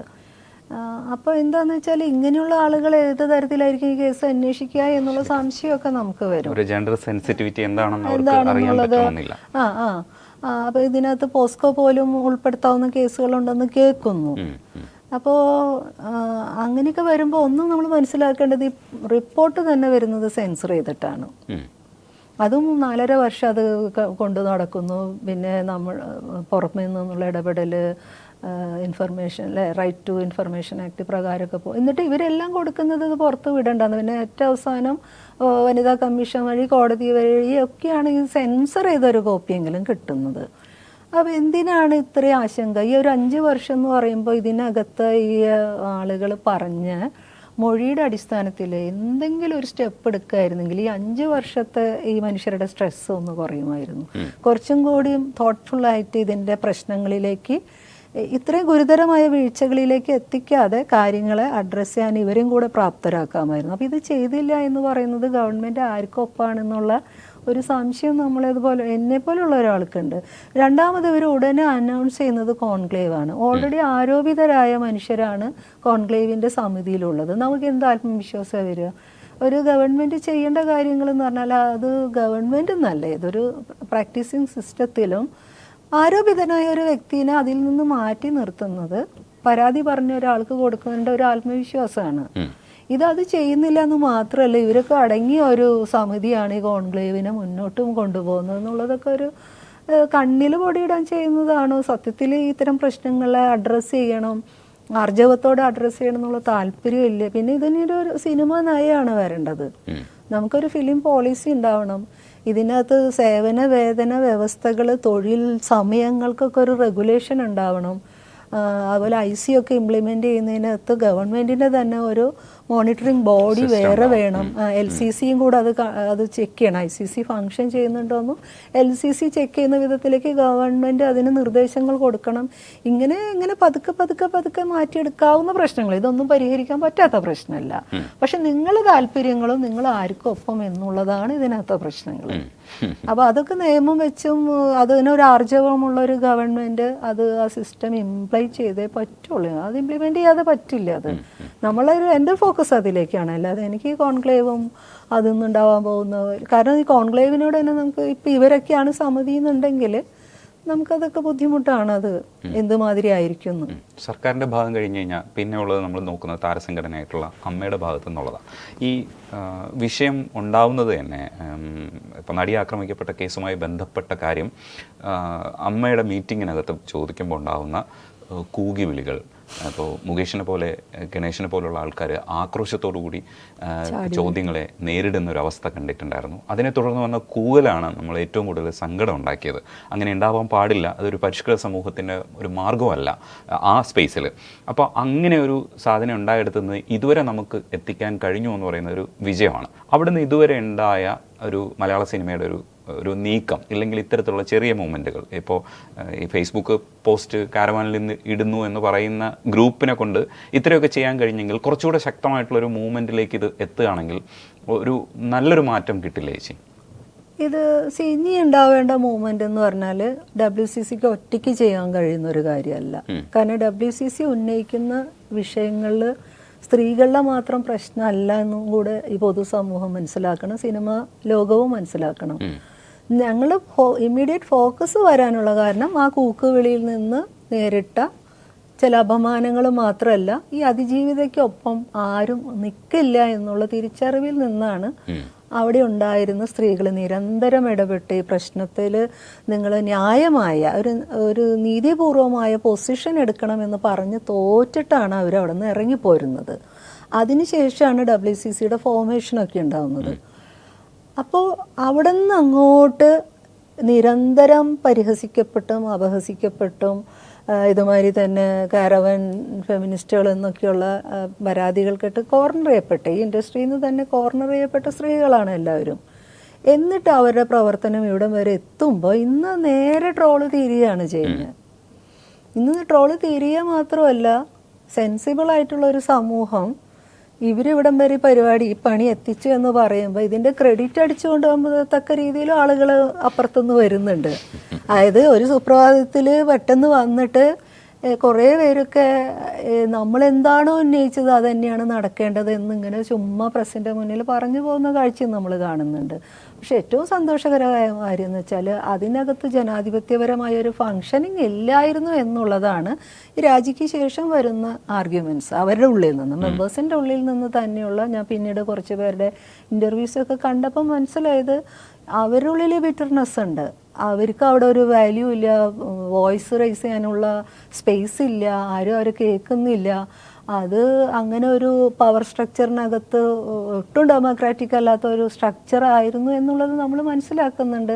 ഇപ്പോൾ അതിനകത്ത് സ്പ്ലിറ്റ് ഉണ്ടാവുകയും ഭിന്നിപ്പ് ഉണ്ടാവുകയും ചെയ്യുമ്പോൾ അതൊരു ഗുണകരമായ കാര്യമാണ്. കാരണം ഇനി ഇന്നലെ വരെ നിന്നതുപോലെ ഒരു സംഘടന പോവില്ലെന്നും കുറേയും കൂടി ഡെമോക്രാറ്റിക് ആയിട്ടുള്ള വഴികളിലൂടെ നമ്മൾ മുന്നോട്ട് പോകണം എന്നുള്ളൊരു ചിന്ത അവരിലേക്ക് വരുന്നുണ്ട്. അപ്പോൾ അത് എനിക്ക് തോന്നുന്ന ഒരു പോസിറ്റീവായിട്ടുള്ള ഒരു മാർഗ്ഗമാണ്. അപ്പോൾ നാളെ ഇനി ഈ അഡ്രസ്സ് ചെയ്യേണ്ട ഈ സിനിമയുടെ അകത്തെ പ്രശ്നങ്ങൾക്ക് തീർച്ചയായിട്ടും WCCM ഇതിനകത്ത് ബാധിക്കപ്പെട്ടിട്ടുള്ള മറ്റു എല്ലാ ജെൻഡറും, കാരണം ഇപ്പോൾ ഇവിടെ നിന്നൊക്കെ പറഞ്ഞാൽ നമ്മൾ ആണും പെണ്ണും മാത്രമല്ല, ട്രാൻസ്ജെൻഡേഴ്സ് ആയിട്ടുള്ള മനുഷ്യരെല്ലാം പണിയെടുക്കുന്ന ഒരിടാണ്. കുറച്ചാണെങ്കിലും നാമമാത്രമാണെങ്കിലും അവരൊക്കെ ഉള്ളൊരിടാണ്. അപ്പോൾ ഞാൻ പറഞ്ഞു വെച്ചാൽ ഇവരുടെ ഒരു കൂട്ടായിട്ടുള്ള ഒരു എഫേർട്ടിൽ നിന്നാണ് ഇനി എന്തെങ്കിലും മാറ്റങ്ങൾ കൂടുതൽ ഉണ്ടാവുള്ളൂ. അത് ഉണ്ടായേ തീരൂ. കാരണം എപ്പോഴും ഇങ്ങനെ കറപ്റ്റഡ് ആയിട്ട് ഒരുപാട് കാലം ഒന്നും പോവില്ല. I mean in the sense, corruption in the sense എന്ന് പറഞ്ഞാൽ നിങ്ങൾ അവിടെ ഒരു പണിയെടുക്കുന്ന ഒരു തൊഴിൽ, അവർ പറയുന്നത് ബാറ്റ് കൊടുക്കുന്നുണ്ടെന്നാണ്.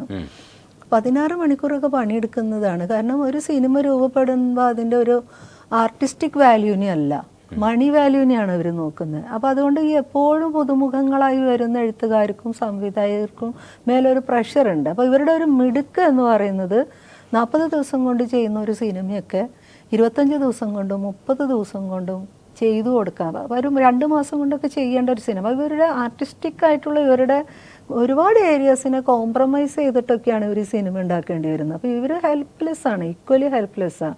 അവർക്ക് അവരുടെ സൗഹൃദങ്ങൾ അല്ലെങ്കിൽ തൊഴിലാളികൾ 16 മണിക്കൂർ പണിയെടുക്കുന്നതും അതുമാത്രമല്ല, ഞാൻ മനസ്സിലാക്കിയത് മറ്റു ഇൻഡസ്ട്രിയിൽ നിന്ന് വളരെ കുറവാണ് അപ്പോഴും. അധികവും ഈ യൂണിറ്റിൻ്റെ ഒപ്പമൊക്കെ വരുന്ന ലൈറ്റ് അല്ലെങ്കിൽ ക്യാമറയുടെ ഒപ്പം വരുന്ന സൗണ്ട്, ഇവരൊക്കെ ഒപ്പം വരുന്ന വേറെ ഇൻഡസ്ട്രിയിൽ നിന്നുള്ള പിള്ളേരുകൾ വർക്ക് ചെയ്യുമ്പോൾ അവരോടൊക്കെ ചോദിക്കുമ്പോൾ അവരിങ്ങനെ പ്രാപിക്കൊണ്ടിരിക്കും. അവർ പറയും, അയ്യോ മലയാളം ഇൻഡസ്ട്രിയിൽ വർക്ക് ചെയ്യലാണ് ഏറ്റവും ബുദ്ധിമുട്ട്, കാരണം തീരെ ഒരു തൊഴിൽ ഘടനയില്ല. അപ്പോൾ പിന്നെ ഈ ഉറക്കം തൂങ്ങി വീഴുകയാണ് ഇവരൊക്കെ. അപ്പോൾ ഇത്രയും പ്രൊഡക്റ്റീവ് അല്ലാത്ത മനുഷ്യരെ ഉപയോഗിക്കുക എന്ന് പറഞ്ഞാൽ ശരിക്കും ഒരു അടിമ സമാനമായിട്ടാണ് ആ തൊഴിലിടം നിലനിൽക്കുന്നുള്ളത്. ഈ ഗ്ലാമർ സ്പേസിനകത്ത് ഇത്തരത്തിലുള്ള ഇവരിടുന്ന ചെരുപ്പിൻ്റെ വില, വാച്ചിൻ്റെ വില, തൊപ്പിയുടെ വില, കണ്ണടയുടെ വില ഒക്കെ നോക്കി നടക്കുന്ന വേറൊരു കൂട്ടങ്ങളുണ്ട് ഇവിടെ. അതില്ലെന്ന് പറയാൻ പറ്റില്ല. ഇവർ മുന്നോട്ട് പ്രൊജക്റ്റ് ചെയ്യുന്ന ഒരു സാധനം എന്ന് പറഞ്ഞാൽ സിനിമയുടെ അകത്ത് എല്ലാവരും ഈ ആഘോഷങ്ങളിൽ ജീവിക്കുന്നവരാണെന്ന്. ഇവർ തമസ്കരിക്കുന്നത് ആരെയാണ്? ഇത്രയും വലിയ അടിമ സമാനമായി ജോലി ചെയ്യുന്ന മനുഷ്യരുടെ അധ്വാനത്തെയും അവരുടെ ജീവിതത്തെയാണ് അവർ. ഒരു കാര്യം കൂടി ഡിസ്കസ് ചെയ്ത് പോവേണ്ടതുണ്ട് ചേച്ചി, അതുകൂടെ ചേർക്കാണ്. ഇപ്പോൾ പ്രൊഡ്യൂസർ സാന്ദ്ര തോമസ് പറഞ്ഞത് ഈ കാരവാനിൽ സ്ത്രീകളെ കയറ്റാത്തത് സ്ത്രീകൾ തന്നെയാണ്. ഇതും ഇപ്പോഴത്തെ ഈ ചർച്ചയുടെ ഭാഗമായിട്ട് നമ്മൾ ചർച്ച ചെയ്യേണ്ടി വരുന്നുണ്ട്. ഇത് മറ്റൊരു തരത്തിലായിരിക്കാം നമ്മൾ ചർച്ച ചെയ്യേണ്ടത്, മറ്റൊരു കാര്യമായിരിക്കാം. പക്ഷേ ഇതിൻ്റെ കൂട്ടത്തിലാണ് ഇത് വരുന്നത്. ഇത്തരം കാര്യങ്ങൾ എങ്ങനെയാണ് ഈ സമയത്ത് നേരിടുക? ഇത് സ്ത്രീകൾക്ക് മാത്രമാണോ കാരവാൻ ഉള്ളത്? നമ്മൾ മനസ്സിലാക്കേണ്ട ഒരു കാര്യം എന്ന് പറഞ്ഞാൽ ഈ കാരവാൻ കൾച്ചർ വന്നു കഴിഞ്ഞു. കാരവാൻ, നിങ്ങളുടെ അംഗരക്ഷകർ, നിങ്ങളുടെ PA, നിങ്ങളുടെ ന്യൂട്രീഷണൽ ഫുഡ് തീരുമാനിക്കുന്ന ആളുകൾ. അപ്പോൾ ഒരുപാട് നിങ്ങൾ ഒരാളിലേക്ക് ഇൻവെസ്റ്റ് ചെയ്യുമ്പോൾ അയാളുടെ അംഗരക്ഷകരെന്ന് പറയുന്ന പോലെയുള്ള ആളുകളെ തന്നെ മെയിൻറ്റെയിൻ ചെയ്യാൻ ലക്ഷങ്ങൾ നിങ്ങൾ ഇൻവെസ്റ്റ് ചെയ്യുന്നുണ്ട്.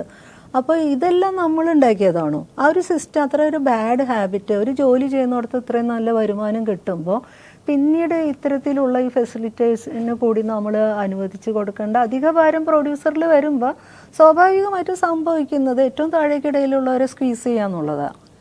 ബഡ്ജറ്റിനെ കൺട്രോൾ. ഇതിനിടയിൽ മിഡിൽമാൻ കളികളൊക്കെ ഉണ്ട് കുറേ. ഇതിനൊന്നും റെഗുലേറ്റ് ചെയ്യുന്ന ഒരു കാര്യമില്ല. ഞങ്ങൾ ഫണ്ട് അനുവദിച്ചിട്ടുണ്ട്, നിങ്ങൾക്ക് ഫണ്ട് കിട്ടുന്നില്ലെങ്കിൽ അത് നമ്മളെ പ്രശ്നമല്ല എന്നുള്ള രീതിയിൽ കൈ ഒഴിഞ്ഞ് നിൽക്കാൻ ഇനി മുതൽ പ്രൊഡ്യൂസറിന് ആവില്ല. അതാണ് അവിടെ നമ്മളതെന്ന് വെച്ചാൽ അയാളെ റെസ്പോൺസിബിൾ ആക്കണം. നിങ്ങളൊരു തൊഴിൽ മേഖലയിലും പണം ഇൻവെസ്റ്റ് ചെയ്യുന്നുണ്ടെങ്കിൽ നിങ്ങളെ കീഴെ വർക്ക് ചെയ്ത മനുഷ്യർക്ക് ജോലിക്ക് കൂലി കിട്ടി എന്നുള്ളത് ഒരു ഉറപ്പ് കൊണ്ടുവരേണ്ടത് പ്രൊഡ്യൂസറിൻ്റെ കയ്യിൽ നിന്ന് തന്നെയാണ്. പിന്നെ ബാക്കി സൗകര്യങ്ങൾ ഒരുക്കി കൊടുക്കുന്നതിൻ്റെ അധിക ചെലവ് മറ്റുള്ളവർക്ക് സൗകര്യങ്ങളും ബേസിക് സൗകര്യങ്ങൾ അനുവദിക്കാതെ അല്ല അവരത് കൊടുക്കേണ്ടത്. അവിടെ വേറെ ഒരു കാരവാനോ ഒരു റൂമോ അല്ലെങ്കിൽ വോട്ടെവർ, ഇപ്പം നമ്മൾ പുറത്ത് ഔട്ട്ഡോർ ചെയ്യുമ്പോഴൊക്കെ അധികവും വീടുകൾ, ഇപ്പം ഗ്രാമങ്ങളിലൊക്കെ ആണെങ്കിൽ അവർക്ക് ഭയങ്കര ഇഷ്ടമാണ് ഒരു സിനിമ അവരുടെ സ്ഥലത്ത് ഷൂട്ട് ചെയ്യുന്നത് പറയുമ്പോൾ അവരെല്ലാം ഭയങ്കര കോപ്പറേറ്റീവാണ്. അപ്പോൾ അധികം പേരും ആ വീടുകളിൽ പോയിരിക്കുകയും ഡ്രസ്സ് മാറുകയും അവരുടെ ബാത്റൂംസ് ഉപയോഗിക്കുകയൊക്കെ ചെയ്തുകൊണ്ട് അവർ സ്വയമാണ് മാനേജ് ചെയ്യുന്നത്. അതിനകത്ത് ഏതെങ്കിലും ഒരു പ്രൊഡക്ഷൻ എക്സിക്യൂട്ടീവ് ഒക്കെ വന്ന് 1-2 വീടുകളിൽ പറയും ചേച്ചി ഇവിടെ ഒന്ന് വന്നോട്ടെ മാറുക, അപ്പം ആരും നോ പറയില്ല. അപ്പം ഇങ്ങനെ നാട്ടുകാരുടെ സഹകരണത്തോടു കൂടിയിട്ടാണ് പലയിടത്തും ജൂനിയർ ആർട്ടിസ്റ്റുകളുടെ പ്രശ്നങ്ങൾ പരിഹരിക്കുന്നത്. പിന്നെ ഇവർ കാണുന്ന കാര്യം എന്ന് വെച്ചാൽ ആണുങ്ങളാകുമ്പോൾ അവർക്ക് ഇതൊന്നും വേണ്ട, ഏതെങ്കിലും മരത്തിൻ്റെയോ മതിലിൻ്റെയോ മണ്ടയ്ക്ക് നിന്ന് കാര്യങ്ങൾ സാധിക്കുന്നതാണ്. പക്ഷെ അതൊരു തെറ്റായ കീഴ്വഴക്കല്ലേ. നമ്മൾ ആണുങ്ങളായതുകൊണ്ട് അവരെവിടെയും നിന്നോ യൂറിൻ പാസ് ചെയ്തോളൂ എന്നല്ലല്ലോ പറയണ്ടേ. അതൊരു നല്ലൊരു സമൂഹത്തിൻ്റെ ഒരു ആവശ്യം. അതായത് നമ്മൾ യൂറിൻ പാസ് ചെയ്യേണ്ടത് സ്വകാര്യമായിട്ട് ഒരു പ്രത്യേക ഇടത്തിൽ തന്നെയാണ്, അല്ലെങ്കിൽ തോന്നിയിടത്തൊക്കെ മുള്ളി വയ്ക്കാൻ പാടുണ്ടോ? അപ്പോൾ അത് ആണായതുകൊണ്ട് അവർക്ക് തോന്നിയിടത്തൊക്കെ മുള്ളി വയ്ക്കുക എന്ന് പറയുന്നത് എത്ര അപരിഷ്കൃതമായ വാക്കാണത്. അപ്പം ഞാൻ അവരോട് തന്നെ പറയും, നിങ്ങൾ അങ്ങനെ പറയരുത്, ഞങ്ങൾക്കും സ്വകാര്യമായിട്ട് മൂത്രമൊഴിക്കാനുള്ള സംവിധാനം വേണമെന്ന് പറയണ്ടേ. അതല്ലാതെ ഞങ്ങളെടുക്കുന്നതിൻ്റെ ഗുണം ഇതാണെന്ന് പറയുന്നതിലൂടെ നിങ്ങൾ തന്നെ ഒരു പരിഷ്കൃത സമൂഹത്തിൻ്റെ ആളുകളല്ല എന്നാണ് പറഞ്ഞു വെക്കുന്നത്. അങ്ങനെ ദയവ് ചെയ്ത് പറയല്ലേ എന്ന് ഞാൻ പറയും അവരോട്. അപ്പോൾ ഇതൊക്കെയാണ്. അപ്പോൾ എന്ന് വെച്ചാൽ നമ്മളെ ഈ മനസ്സിലാക്കലുകൾ അത്രയ്ക്കും അൺസിവിലൈസ്ഡ് ആയിട്ടാണ് നിൽക്കുന്നത്. അപ്പോൾ ഇതുകൊണ്ടാണ് ഇവർക്ക് ഇതെല്ലാം അധിക ബാധ്യതയായിട്ട് തോന്നുന്നത്. അപ്പോൾ അവർ ചെയ്യേണ്ട കാര്യം എങ്ങനെയല്ല, അറ്റ്ലീസ്റ്റ് ഒരു നോർമൽ കാരവാൻ 24 മണിക്കൂർ വയസ്സിട്ടൊന്നും തരണ്ട, പക്ഷെ അവർക്കൊന്ന് ഡ്രസ്സ് മാറാനും മൂത്രമൊഴിക്കാനും ഉള്ളൊരു ഫെസിലിറ്റി ഇവർക്ക് ചെയ്യാമല്ലോ. പോഷൊന്നും വേണ്ട. അപ്പോൾ ഇവിടെ ഞാൻ ചില സെറ്റിലൊക്കെ നമ്മൾ ഒരു 8 എണ്ണമൊക്കെ കാണും. വലിയ ഒരു സെറ്റിനകത്ത് എന്നൊക്കെ പറഞ്ഞാൽ അതിനകത്ത് 6, 8 കാണുമ്പോൾ അത് വളരെ പോഷ് കാരവാനാണ് അത് കൊടുക്കുന്നത്. അപ്പോൾ ഇവിടെയൊക്കെ ഈ സ്ത്രീകൾ വലിയ ക്രൗഡൊക്കെ വരുമ്പോൾ ഇവരെല്ലാം ഇങ്ങനെയാണ് ഇത് പരിഹരിക്കണമെന്ന് പറയുന്നത് ഭയങ്കര സങ്കടകരമാണ്. നമുക്ക് ഭയങ്കര ഇത് തോന്നും, എന്ത് ചെയ്യാൻ പറ്റും ഇതിനകത്തൊക്കെ. നമ്മൾ മാക്സിമം ചെയ്യാൻ നമ്മളിരിക്കുന്ന കാരവാനിലൊക്കെ വന്ന് എല്ലാവരും മൂത്രമൊഴിച്ചോളൂ. പക്ഷെ അങ്ങനെയല്ലല്ലോ വേണ്ട, നമ്മളുടെ ഔദാര്യം കൊണ്ടല്ലല്ലോ അത് സംഭവിക്കണ്ടേ. അപ്പോൾ ആ ജനറോസിറ്റിയുടെ പുറത്തല്ല ഒരു തൊഴിലിടത്തിൽ മനുഷ്യന്മാരുടെ സൗകര്യങ്ങളെ പരിഹരിക്കേണ്ടത്. അതാണ് നമ്മൾ മെയിനായിട്ട് ചർച്ച ചെയ്യേണ്ട വിഷയങ്ങളിലൊന്ന്. ചേച്ചി, അതേപോലെ തന്നെ ഈ ഘട്ടത്തിൽ ഇപ്പോൾ WCCയുടെ രൂപീകരണത്തിന് ശേഷം ഫെമിനിസ്റ്റ് എന്ന് പറയുന്ന വാക്ക്, ഫെമിനിച്ചി എന്ന് പറയുന്ന വിളിപ്പേര്, ഈ വാക്കുകളെയൊക്കെ വളരെ മോശമായിട്ട് ട്രോൾ ചെയ്യും. ഈ വാക്കുകളൊക്കെ പൊതുസമൂഹത്തിൽ ഇതിനോടൊക്കെ അനുകൂലിക്കുന്ന ആൾക്കാർക്ക് പോലും പറയാൻ പറ്റാത്ത രീതിയിൽ വികലമാവുകയൊക്കെ ചെയ്തിട്ടുണ്ടായിരുന്നു. ഇപ്പോൾ ഫെമിനിസ്റ്റ് ആണെന്ന് പറയുന്ന കാര്യത്തിൽ ഇപ്പോൾ കുറച്ചുകൂടെ ഒരു തലയെടുപ്പോടുകൂടി നമുക്ക് ഇനി പറയാമെങ്കിലും ഈ കാലഘട്ടത്തിലൊക്കെ ഫെമിനിസ്റ്റി എന്ന് പറയുന്ന വിളിപ്പേരിലൂടെ ഫെമിനിസ്റ്റുകൾ നേരിട്ടൊരു ബുദ്ധിമുട്ടുണ്ട്. അത് അഡ്രസ്സ് ചെയ്യാൻ പറ്റാതെ പോയി. ഒരുപക്ഷെ ഫെമിനിസമൊക്കെ നമ്മൾ എഴുത്തുകളിലൂടെ അല്ലെങ്കിൽ വായനയിലൂടെ മനസ്സിലാക്കിയിരുന്നത് ഒരു മീഡിയയിലൂടെ അല്ലെങ്കിൽ ഒരു വിഷ്വൽ മീഡിയയിലൂടെ കൈകാര്യം ചെയ്തപ്പോഴൊക്കെ ഇത്തരത്തിലുള്ള വെല്ലുവിളികൾ ഫെമിനിസം നേരിട്ടിട്ടുണ്ട്. അതിൻ്റെ ഫെമിനിസത്തിൻ്റെ ചരിത്രം നോക്കുമ്പോൾ തന്നെ ഫെമിനിസ്റ്റുകൾ എങ്ങനെയാണ് സിനിമ തന്നെ, മലയാള സിനിമ തന്നെ ചിത്രീകരിച്ചത് നോക്കും. ഈ ഘട്ടത്തിലൊക്കെ എങ്ങനെയായിരുന്നു ഇതിനെ മാനേജ് ചെയ്ത് പോയിരുന്നതെന്നുള്ളത് ചേച്ചി എങ്ങനെയാണ് അത് ഒബ്സർവ് ചെയ്തത്? ഒന്നെന്ന് പറഞ്ഞാൽ നമ്മൾ ഫെമിനിസം എന്ന് പറഞ്ഞ ഒരു സംഗതിയെ നമ്മൾ മനസ്സിലാക്കേണ്ടത് അത് സ്ത്രീകളെ ലിബറേറ്റ് ചെയ്യുക എന്നുള്ളതല്ല. നമ്മൾ മനസ്സിലാക്കേണ്ടത് ലിബറേറ്റഡ് ആയിട്ടുള്ള ഒരു സ്ത്രീ ഉണ്ടാകുമ്പോൾ അതിലേറെ ലിബറേറ്റഡ് ആയിട്ടുള്ള ഒരു പുരുഷനപ്പുറത്തുണ്ടാവുന്നുണ്ട്.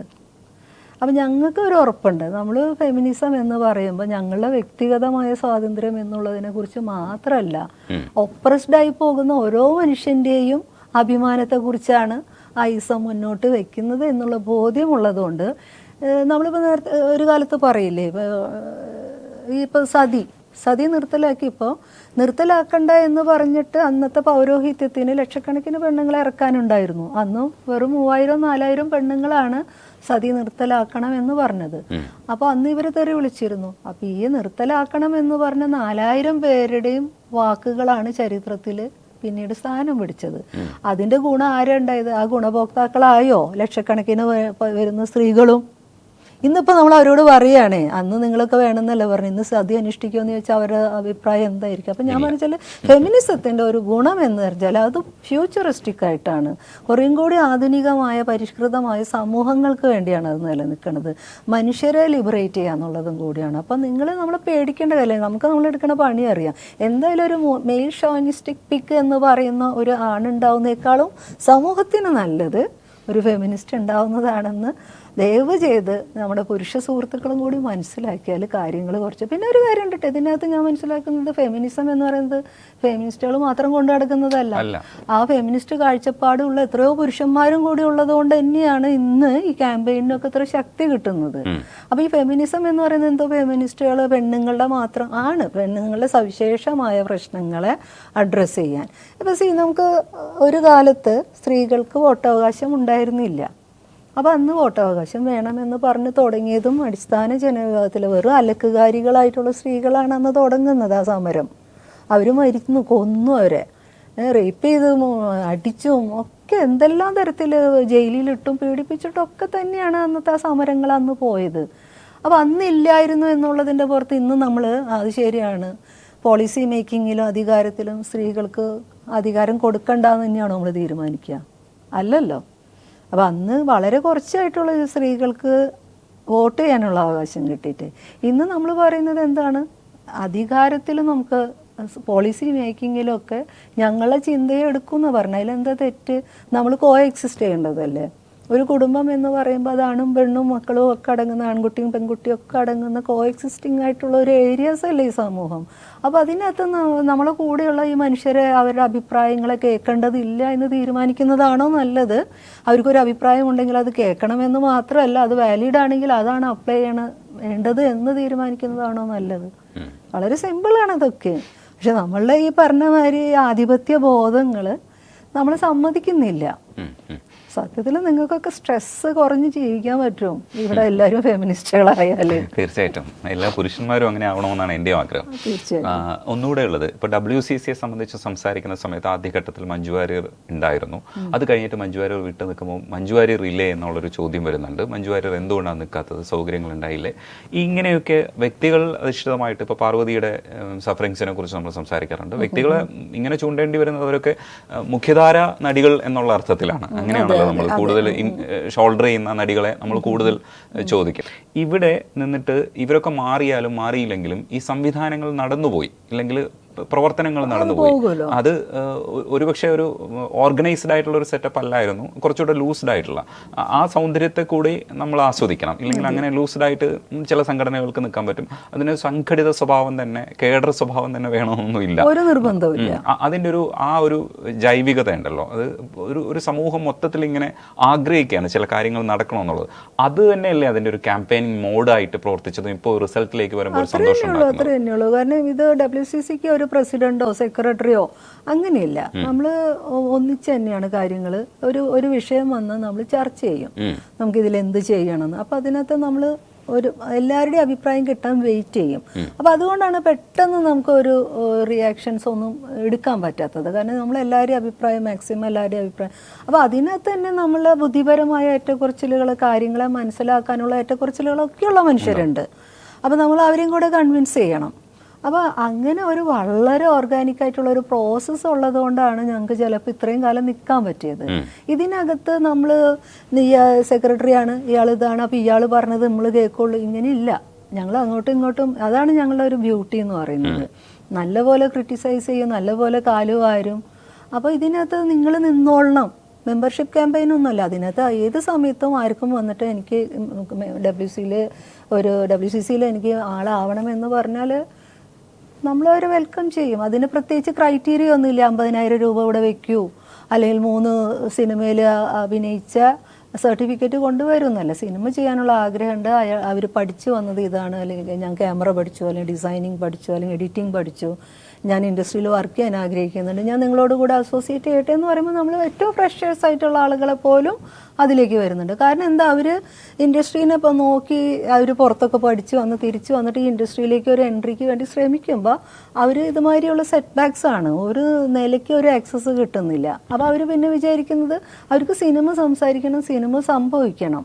അപ്പം പിന്നെ അതിന് പറ്റുന്ന ഒരു കളക്റ്റീവ് എന്താണെന്നും കൂടിയാണ് സ്ത്രീകൾ, അത് ചെറുപ്പക്കാരായ കുട്ടികളൊക്കെ ആലോചിക്കുന്നത്. അപ്പോൾ അങ്ങനെ ഒരു സ്പേസാണ് അത്. അപ്പോൾ അതുകൊണ്ട് ഇവിടെ ഈച്ച് ആൻഡ് എവറി വൺ ഒരു പൊസിഷൻ എടുക്കണമെന്നോ അവരിങ്ങനെ ക്യാമ്പയിൻ നടത്തണമെന്നോ ഒന്നും നമ്മൾ ആർക്കും ഇൻസ്ട്രക്ഷൻ കൊടുക്കാൻ പറ്റില്ല. അത് നമ്മൾ ഒരു കളക്റ്റീവായിട്ട് നിൽക്കുമ്പോൾ തന്നെയും അതിനകത്ത് ഊർജിതമായി പ്രവർത്തിക്കാൻ താല്പര്യമുള്ളവരത് ചെയ്താൽ മതി എന്നുള്ളതാണ്. അതിനകത്ത് നിങ്ങളിങ്ങനെ ഒരു ഒപ്പീനിയൻ പറഞ്ഞിരിക്കണമെന്ന് നിർബന്ധിക്കാനുമില്ല, നിങ്ങളിത് പറയരുതെന്ന് പറയാനുമില്ല. മനസ്സിലായോ? ഒപ്പം ഒരു കാര്യം കൂടെ ചോദിക്കാനുള്ളത്, ഇപ്പോൾ പാർവതി സിനിമകളൊക്കെ നന്നായിട്ട് ചെയ്തുകൊണ്ടിരുന്ന ഒരു സമയത്താണ് ഇതിൻ്റെ ക്യാമ്പയിനിങ്ങുമായിട്ട് ബന്ധപ്പെട്ട് സംസാരിച്ചു തുടങ്ങുന്നത്. അതിനുശേഷവും സിനിമകൾ ഉണ്ടാവുകയും നല്ല സിനിമകൾ വരികയും അതിൻ്റെ ഭാഗമാവുകയൊക്കെ ചെയ്യുന്നൊരു അവസ്ഥയിലേക്ക് അത് മാറ്റാൻ പറ്റി. ഇത് അതേസമയം തന്നെ ഈ ക്യാമ്പയിനിങ്ങിൽ വിളിച്ചു പറയുക, ഉറക്കെ സംസാരിക്കുക എന്ന് പറയുന്ന പ്രവർത്തനം നടത്തിക്കൊണ്ടിരുന്നു. അപ്പോൾ ഉറക്കെ സംസാരിക്കുകയും നന്നായി അഭിനയിക്കുകയും അല്ലെങ്കിൽ സിനിമകളുടെ ഭാഗമായി നന്നായി നിലനിൽക്കുകയും അങ്ങനെ ഒരു രാഷ്ട്രീയം പറയുകയും ഇങ്ങനെ ഒരു രാഷ്ട്രീയം പറയുകയും ചെയ്യുന്നൊരു നിലപാടുണ്ടല്ലോ, ആ നിലപാടിൻ്റെ കൂടെ വിജയമല്ലേ ചേച്ചി ഈ പറയുന്ന ഒരു സാധനം? ഉറപ്പായിട്ടും അതാ ഞാൻ പറഞ്ഞത്, നിങ്ങളെ കൺവിക്ഷനോട് കൂടി ഒരു ജീവിതം ജീവിക്കുക എന്ന് പറഞ്ഞാൽ ഇനീഷ്യലി ആരുണ്ടാവോ ഇല്ല എന്നുള്ളതൊന്നും നമ്മളുടെ ഒരു കൺസേണേ ആവേണ്ട കാര്യമില്ല. പക്ഷെ നമുക്ക് ബോധ്യം ഉണ്ടാവണം, നമ്മൾ ചെയ്യുന്നത് പരിപാടി എന്താണെന്നൊരു ബോധ്യം ഉണ്ടാവണം. അതുണ്ടെങ്കിൽ ആ ഒരു ലക്ഷ്യത്തിലേക്ക് എത്താനുള്ള കാര്യങ്ങളെല്ലാം ഉണ്ടാവുള്ളൂ എന്ന് ഞാൻ പറഞ്ഞു. അത് അത്ര നിസ്സാരമല്ല, കാരണം അത് അത്രയ്ക്ക് രാഷ്ട്രീയ ബോധ്യങ്ങളുണ്ട്, അതിനകത്തൊരു നീതിയുണ്ട്. നൈതികതയുടെ പ്രശ്നം വലിയ ഇമ്പോർട്ടൻ്റ് ആണ് കേട്ടോ. നിങ്ങൾക്ക് രാഷ്ട്രീയ ശരികൾ മാത്രം ഉണ്ടായാൽ പോരാ, അതിനകത്തൊരു നീതിബോധം കൂടി ചേരുമ്പോഴാണ് മനുഷ്യർക്ക് കൂടെ നിൽക്കാൻ തോന്നുന്നത്. അപ്പോൾ പാർവതിയെ പോലെയുള്ള ഒരു ആർട്ടിസ്റ്റ് അത്രയും ബോൾഡായിട്ട് അവരൊത്തിരി ട്രോമയിൽ കൂടിയും ഡിപ്രഷനിൽ കൂടിയും കടന്നു പോരുകയും സ്ഥിരമായി കല്ലേറ് കിട്ടുകയും സ്ലട്ട് ഷെയ്മിന് വിധേയാവുകയും ചെയ്യുമ്പോൾ തൻ്റെ എക്സ്പീരിയൻസ് ഇതാണെന്നും താൻ അതിനെ മറികടന്നത് ഇങ്ങനെയാണെന്നും എന്നാലും ഞാൻ ഇങ്ങനെ ഒരു പൊസിഷൻ തന്നെ എടുക്കുള്ളൂ എന്നും അത്രയും ധൈര്യമായിട്ട് ആ സ്ത്രീ പറഞ്ഞുകൊണ്ടിരിക്കുന്നത് തന്നെയാണ് ഇപ്പോൾ ജനങ്ങൾക്ക് കേൾക്കാൻ ഇഷ്ടം, അല്ലേ? തീർച്ചയായിട്ടും. ഇന്ന് ഞാൻ നോക്കുമ്പോൾ അവരെ പ്രൊഫൈൽ എടുത്തിട്ട് ആരാധനപൂർവ്വം ഇതൊക്കെ നാളെ ഇടാം കേട്ടോ. അങ്ങനെ ഞാൻ എപ്പോഴും പറയുന്നത് വെച്ചാൽ ഇതെല്ലാം മറിയും ഈ ട്രെൻഡുകളൊക്കെ. പക്ഷെ എന്ന് വെച്ചാൽ ഇതിനകത്ത് നമ്മൾ ആരും എക്സൈറ്റഡ് അല്ല, നമുക്ക് ബാക്കി പണിയോടെ കിടക്കുന്നുണ്ടെന്ന് അറിയാം. അപ്പോൾ ജനങ്ങൾ അല്ലെങ്കിൽ ഒരു സോഷ്യൽ മീഡിയയിലെല്ലാം ഭയങ്കരമായിട്ട് അത് ആഘോഷിക്കപ്പെടുമ്പോൾ നമ്മൾ മനസ്സിലാക്കേണ്ടതെന്ന് വെച്ചാൽ മാറി ചിന്തിക്കുന്ന ഒരു സമൂഹം കൂടെ ഇവിടെ വളർന്നു വരുന്നുണ്ട്. അത് ഞങ്ങളെ മാത്രം വിജയമല്ല, അത് ആളുകൾ പണിയെടുക്കുന്നുണ്ട്. ഒന്ന് നമ്മളെ തന്നെ റെക്ടിഫൈ ചെയ്യാനും ഒക്കെ പണിയെടുക്കുന്നുണ്ട്. അപ്പോൾ അതിൻ്റെയും കൂടി റിഫ്ലക്ഷനാണ് ഇന്നിപ്പോൾ ഫെമിനിസ്റ്റുകൾ എന്ന് പറഞ്ഞ് കളിയാക്കുന്നവരെ ഡിഫെൻഡ് ചെയ്യാനായിട്ട് ഞങ്ങൾക്ക് പോയി മറുപടി പറയേണ്ട കാര്യമില്ല. WCCക്ക് വേണ്ടി സംസാരിക്കാനും ഇത്തരം പൊസിഷൻ എടുത്ത ആർട്ടിസ്റ്റുകൾക്ക് വേണ്ടി സംസാരിക്കാനും ചെറിയതായിട്ടുള്ള ഒരു ഗ്രൂപ്പാണെങ്കിൽ ആണുങ്ങളും പെണ്ണുങ്ങളും ഉണ്ടെന്നുള്ളത് വലിയ സന്തോഷമാണ്. ഒരു പരിമിതി എന്താണെന്ന് ചോദിച്ചാൽ, ഇപ്പോൾ ഈ വെളിപ്പെടുത്തൽ നടത്തുന്ന പലരും WCC വിളിച്ച് ചോദിക്കുന്നത് ഞങ്ങൾക്ക് എന്ത് നിയമപരമായ പരിരക്ഷ ഇല്ലെങ്കിൽ എന്ത് തരം സഹായമാണ് ചെയ്യാൻ പറ്റുന്നത്. സജിത മഠത്തിലിനോട് ചോദിച്ച ചിലരൊക്കെ ചോദിച്ചത് ഞാൻ വെളിപ്പെടുത്തട്ടെ എന്നാണ് ചോദിച്ചത്. അപ്പോൾ അതിനകത്ത് എന്ത് പൊസിഷനാണ് എടുക്കേണ്ടത് നിങ്ങൾ തന്നെ തീരുമാനിക്കൂ എന്ന് പറഞ്ഞു കൊടുക്കൽ ഒരു രാഷ്ട്രീയ വിദ്യാഭ്യാസത്തിൻ്റെ ഭാഗവും കൂടിയാണ്. പക്ഷേ നമ്മളൊരു സംഘടന എന്നൊക്കെ നമ്മൾ പ്രതീക്ഷിക്കുമ്പോൾ അങ്ങനെ ഒരു ഓർഗനൈസേഷനിൽ നിന്ന് ചില ഹെൽപ്പുകൾ നമ്മൾ പ്രതീക്ഷിക്കും. അത് ബുദ്ധിപരമായ ഹെൽപ്പുകൾ ആവണമെന്നില്ല, നമ്മൾ അതിൻ്റെ ഒരു പ്രായോഗികതയുണ്ട്. ഇപ്പോൾ ചില നിയമസഹായങ്ങൾ ചെയ്യാമെന്നൊക്കെ പറയുന്ന പരിപാടികൾ അവർ പ്രതീക്ഷിക്കുന്നുണ്ട്. സാധാരണക്കാരായിരിക്കും ഇത് വിളിക്കുന്നത്, അവർക്ക് എന്താണെന്ന് അറിഞ്ഞുകൂടാ. അപ്പോൾ ഒരാൾ വിളിച്ച് ചോദിച്ചത് ഈ ഹേമ കമ്മിറ്റിയുടെ നമ്പർ ഒന്ന് കൊടുക്കുമോ എന്നാണ് ചോദിച്ചത്. അപ്പം അത്രയും നിഷ്കളങ്കരായ മനുഷ്യരാണ് ഇത് സമീപിക്കുന്നത്. അവർക്കൊക്കെ നമുക്ക് എന്ത് ഹെൽപ്പ് ചെയ്യാൻ പറ്റുമോ, ഇല്ലെങ്കിൽ അങ്ങനെ ഒരു ബോഡി ആയിട്ട് നമ്മൾ ഈ WCC ഒക്കെ വളർത്തേണ്ടതുണ്ടോ? തീർച്ചയായിട്ടും. ഇനി അടുത്ത നമ്മളുടെയും കൂടി ഉത്തരവാദിത്വം കൂടുകയാണ്. ഇതുവരെ എന്ന് പറഞ്ഞാൽ നമ്മൾ അതറിയാമല്ലോ, ഒരു വിഷയം ഉണ്ടാകുന്നു, ഒരു പൊട്ടിത്തെറി ഉണ്ടാകുന്നു, അതിൻ്റെ ഭാഗമായിട്ടുള്ള അതിൻ്റെ രൂപീകരണമൊക്കെ നമ്മൾ പറഞ്ഞു കഴിഞ്ഞു. അപ്പോൾ അവിടെ നിന്ന് വരുമ്പോൾ നമ്മളെ ഇൻഡസ്ട്രിയിലുണ്ടായിരുന്ന നമ്മളുടെ ഒരു സഹോദരിക്ക് തുല്യമായ കൊളീഗിനൊരു നീതി കിട്ടുക എന്നുള്ളത് ചെറിയ ഫോക്കസിൽ നിന്ന് തുടങ്ങിയതാണ്. പക്ഷേ ഫെമിനിസ്റ്റ് രാഷ്ട്രീയത്തിൻ്റെ ഒരു വലിയൊരു ഗുണം എന്താണെന്ന് വെച്ചാൽ അതിനങ്ങനെ ഏതെങ്കിലും ഒരു ഘടകത്തിൽ ഊന്നി നിൽക്കാൻ പറ്റില്ല. അതിന് സമൂഹത്തിൻ്റെ മറ്റു ലെയറുകളിലേക്കൊക്കെ പോയി ആൻസറബിൾ ആവേണ്ടി വരും. ഏറ്റവും ഒപ്രസ്ഡ് ആയിട്ടുള്ള മനുഷ്യർക്ക് കൂടെ നിൽക്കേണ്ടി വരും. അങ്ങനെ ഒരു പൊസിഷൻ എടുക്കേണ്ടി വരും എന്നുള്ളതാണ് ഒരു ഫെമിനിസ്റ്റ് ഓർഗനൈസേഷൻ്റെ ഒരു ഗുണം കൂടെ. അതിനകത്ത് തന്നെ ഓക്കെ നമ്മൾ വരുമ്പോൾ കുറേ പരിമിതികളുണ്ട്. അതൊരു വൈറ്റ് ഫെമിനിസ്റ്റ് കൾച്ചർ ഉണ്ടോ എന്ന് ചോദിച്ചാൽ ഉണ്ടെന്ന് പറയേണ്ടി വരും. അതേസമയം അതിന് എല്ലാ തരത്തിലുള്ള ഇൻക്ലൂസിവിറ്റി ഉണ്ടോ, നിലവിലില്ല. പക്ഷെ അത് അങ്ങനെ ഒരു പൊസിഷൻ എടുത്തിട്ടുള്ളതല്ല, ഞങ്ങൾ മാത്രം മതി എന്നൊരു പൊസിഷനല്ല. എല്ലാവരും ഇൻക്ലൂഡ് ചെയ്യുന്ന ഒരു പ്ലാറ്റ്ഫോം ആവണമെന്ന് തന്നെയാണ് അതിൻ്റെ ഒരു ഇത്. അപ്പോൾ ഇപ്പം ഞാൻ പറയാൻ വന്നതെന്ന് വെച്ചാൽ, ഒന്ന് നമുക്കിത് നിങ്ങളെല്ലാം പറയുന്ന പറഞ്ഞാൽ അങ്ങനെ എൻകറേജ് ചെയ്യേണ്ട ആളുകളല്ല ഞങ്ങൾ. നമ്മൾ സാക്ഷ്യം പറയിപ്പിക്കലല്ല നമ്മുടെ പണി. പക്ഷേ സാക്ഷ്യം പറയുമ്പോഴുള്ളൊരു ടെക്നിക്കലി ലീഗലി ഉള്ള പ്രശ്നങ്ങൾ എന്താണെന്ന് വെച്ചാൽ, ഇത് ട്രയലിൽ വന്നാലാണ് കുറ്റവും ശിക്ഷയും നീതിയും ഒക്കെ ഉണ്ടാവുള്ളൂ. ഈ ട്രയലിൽ വരാനായിട്ട് ഈ സ്ത്രീകൾ തയ്യാറാവുമോ എന്നുള്ളതാണ്. അപ്പോൾ ഓൾറെഡി അവർ അവിടെ ഇവിടെയൊക്കെ പറഞ്ഞതിൻ്റെ പുറത്ത് ഗവൺമെൻറ്റിന് ഒരു FIR ഇട്ടാലും ട്രയൽ എന്ന് പറഞ്ഞൊരു സംഗതിക്ക് ഒരു പ്രസൻറ്റ് ആവണം അല്ലേ, അപ്പിയർ ചെയ്യണം. അതിലേക്ക് ആ ട്രോമയിലേക്ക് കടത്തി വിടാൻ നമ്മൾ നിർബന്ധിക്കുക എന്ന് പറഞ്ഞാൽ ഞങ്ങൾക്ക് പറ്റില്ല, ഞങ്ങൾക്കത് പറഞ്ഞു കൊടുക്കാനേ പറ്റുള്ളൂ. പക്ഷേ വളരെ സന്തോഷകരമായ ഒരു കാര്യം എന്താണെന്ന് വെച്ചാൽ, WCCയിലേക്ക് വരുന്ന ഇത്തരം തുറന്നു പറച്ചിലുകൾക്കോ അല്ലെങ്കിൽ കേസായി പോകണം എന്ന് പറഞ്ഞു വരുന്ന ആളുകൾക്ക് നിയമസഹായം കൊടുക്കാനുള്ള പല നിയമജ്ഞരുടെ വേദികളും ഇങ്ങോട്ട് തന്നെ അപ്രോച്ച് ചെയ്തിട്ടുണ്ട്. ഞങ്ങൾ ഫ്രീ ആയിട്ട് അവർക്ക് കൗൺസിലിങ്ങോ നിയമസഹായമോ ഒക്കെ ചെയ്യാം, അങ്ങനെ ആരെങ്കിലും ഉണ്ടെങ്കിൽ നമ്മളടുത്തേക്ക് വിടും എന്ന് പറഞ്ഞുകൊണ്ട് തന്നെ പല രീതിയിലുള്ള അഡ്വക്കേറ്റ്സിൻ്റെ സ്ത്രീകളുടെ അങ്ങനെ ഫെമിനിസ്റ്റ് ലോയേഴ്സ് നെറ്റ്വർക്കും ഒക്കെ മുന്നോട്ട് വന്നിട്ടുണ്ട്. അപ്പോൾ പക്ഷെ ഞങ്ങളെ സംബന്ധിച്ച് ഞങ്ങളുടെ പരിപാടി എന്ന് പറഞ്ഞാൽ സാക്ഷ്യം പറയിക്കലും തൂക്കുകയറ് വാങ്ങിക്കൊടുക്കലും അല്ല, മറിച്ച് ഈ ഇഷ്യൂസ് ഉണ്ടെന്ന് അഡ്മിറ്റ് ചെയ്യുകയും അക്നോളജ് ചെയ്യുകയും അതിന് സൊല്യൂഷൻസ് കാണുക എന്നുള്ള പ്രോസസ്സിലേക്ക് ഗവൺമെൻറ്റിനൊക്കെ എത്തിക്കുക എന്നുള്ളതാണ്. അത് ഇൻഡസ്ട്രിയെ കൊണ്ട് അഡ്രസ്സ് ചെയ്യിക്കുക എന്നുള്ളതാണ്. അതിലൊരു പരിധി വരെയെങ്കിലും ഞങ്ങൾ വിജയിച്ചു എന്ന് തന്നെയാണ് ഞാൻ കാണുന്നത്. ബാക്കി എന്ന് പറഞ്ഞാൽ ഈ മോറൽ സപ്പോർട്ട് കൊടുക്കാനുള്ള ഒരു ബാധ്യത എന്ന് പറയുന്നത് ഗവൺമെൻറ്റിനാണ്, ഈ വിക്ടിം പൊസിഷനിൽ ഇരിക്കുന്നവർക്ക്. കാരണം ഇതുവരെയുള്ള ട്രയലിൻ്റെ ചരിത്രത്തിൽ വീണ്ടും ഇരട്ടി ട്രോമയിലേക്ക് പോയ വിക്ടിംസിനെ നമ്മൾ കണ്ടിട്ടുള്ളൂ. അപ്പോൾ ആ ഒരു പ്രോസസ്സ് എളുപ്പമല്ല എന്നുള്ളതിൻ്റെ പുറത്ത് ഞങ്ങൾ ആരും പുറകിൽ വന്നിട്ട് അല്ലെങ്കിൽ നമ്മളെ സംഘടനയിലില്ലാത്ത നമ്മളറിയാത്ത എത്രയോ പേരാണ് ഇപ്പോൾ റിവീൽ ചെയ്യുന്നത് കാര്യങ്ങൾ. അപ്പോൾ ഇവരൊക്കെ വിളിച്ച് കോണ്ടാക്ട് ചെയ്തെന്നാൽ നമ്മൾ കേസ് നടത്തല്ലേ എന്ന് പറയുക എന്നുള്ള ഒരു ഉത്തരവാദിത്വം നമ്മൾ ഏറ്റെടുത്തിട്ടൊന്നുമില്ല. അതല്ല അതിൻ്റെ ശരിയെന്നും തോന്നുന്നു. കാരണം ഈ ഒരു കോടതി വരെ എത്തിക്കഴിഞ്ഞാൽ ഇവർ അപ്പിയർ ചെയ്യണം. അതിന് അവർക്ക് നേരിടാനുള്ള ശേഷിയുണ്ടോന്നും കൂടെ നമുക്ക് ബോധ്യപ്പെടണം. ചർച്ചകൾ തുടരേണ്ടതുണ്ട്, സമൂഹം മുന്നോട്ട് പോകേണ്ടതുണ്ട്. അതിൻ്റെ ഭാഗമായിട്ട് എല്ലാവരും ഇതിനകത്ത് ഇടപെടുന്ന ഒരവസ്ഥയിലേക്ക് എത്തിക്കാൻ ചില പോയിന്റ്സുകൾ റൈസ് ചെയ്തു. ചർച്ച ചെയ്യാൻ ഉണ്ട്, ഇത്തരം പ്രശ്നങ്ങൾ അഡ്രസ്സ് ചെയ്യണം. അത് സർക്കാരും സംവിധാനങ്ങളും എല്ലാവരും അഡ്രസ്സ് ചെയ്യണം. അതാണ് നമ്മൾ ഇപ്പം മുന്നോട്ട് വെക്കുക. ആ ചർച്ചകൾ തുടരട്ടെ. സംസാരിക്കാൻ കഴിഞ്ഞാൽ നന്ദിയുണ്ട് ചേച്ചി. Okay, thank you. എനിക്ക് വളരെ സന്തോഷം ഇങ്ങനെ കൂടെ രജനീഷിനൊപ്പം ഇരുന്ന് തന്നെ കാര്യങ്ങൾ സംസാരിക്കാൻ പറ്റുന്നതിൽ. എന്നെ വിളിച്ചതിനും ഒരുപാട് സന്തോഷം. Thank you.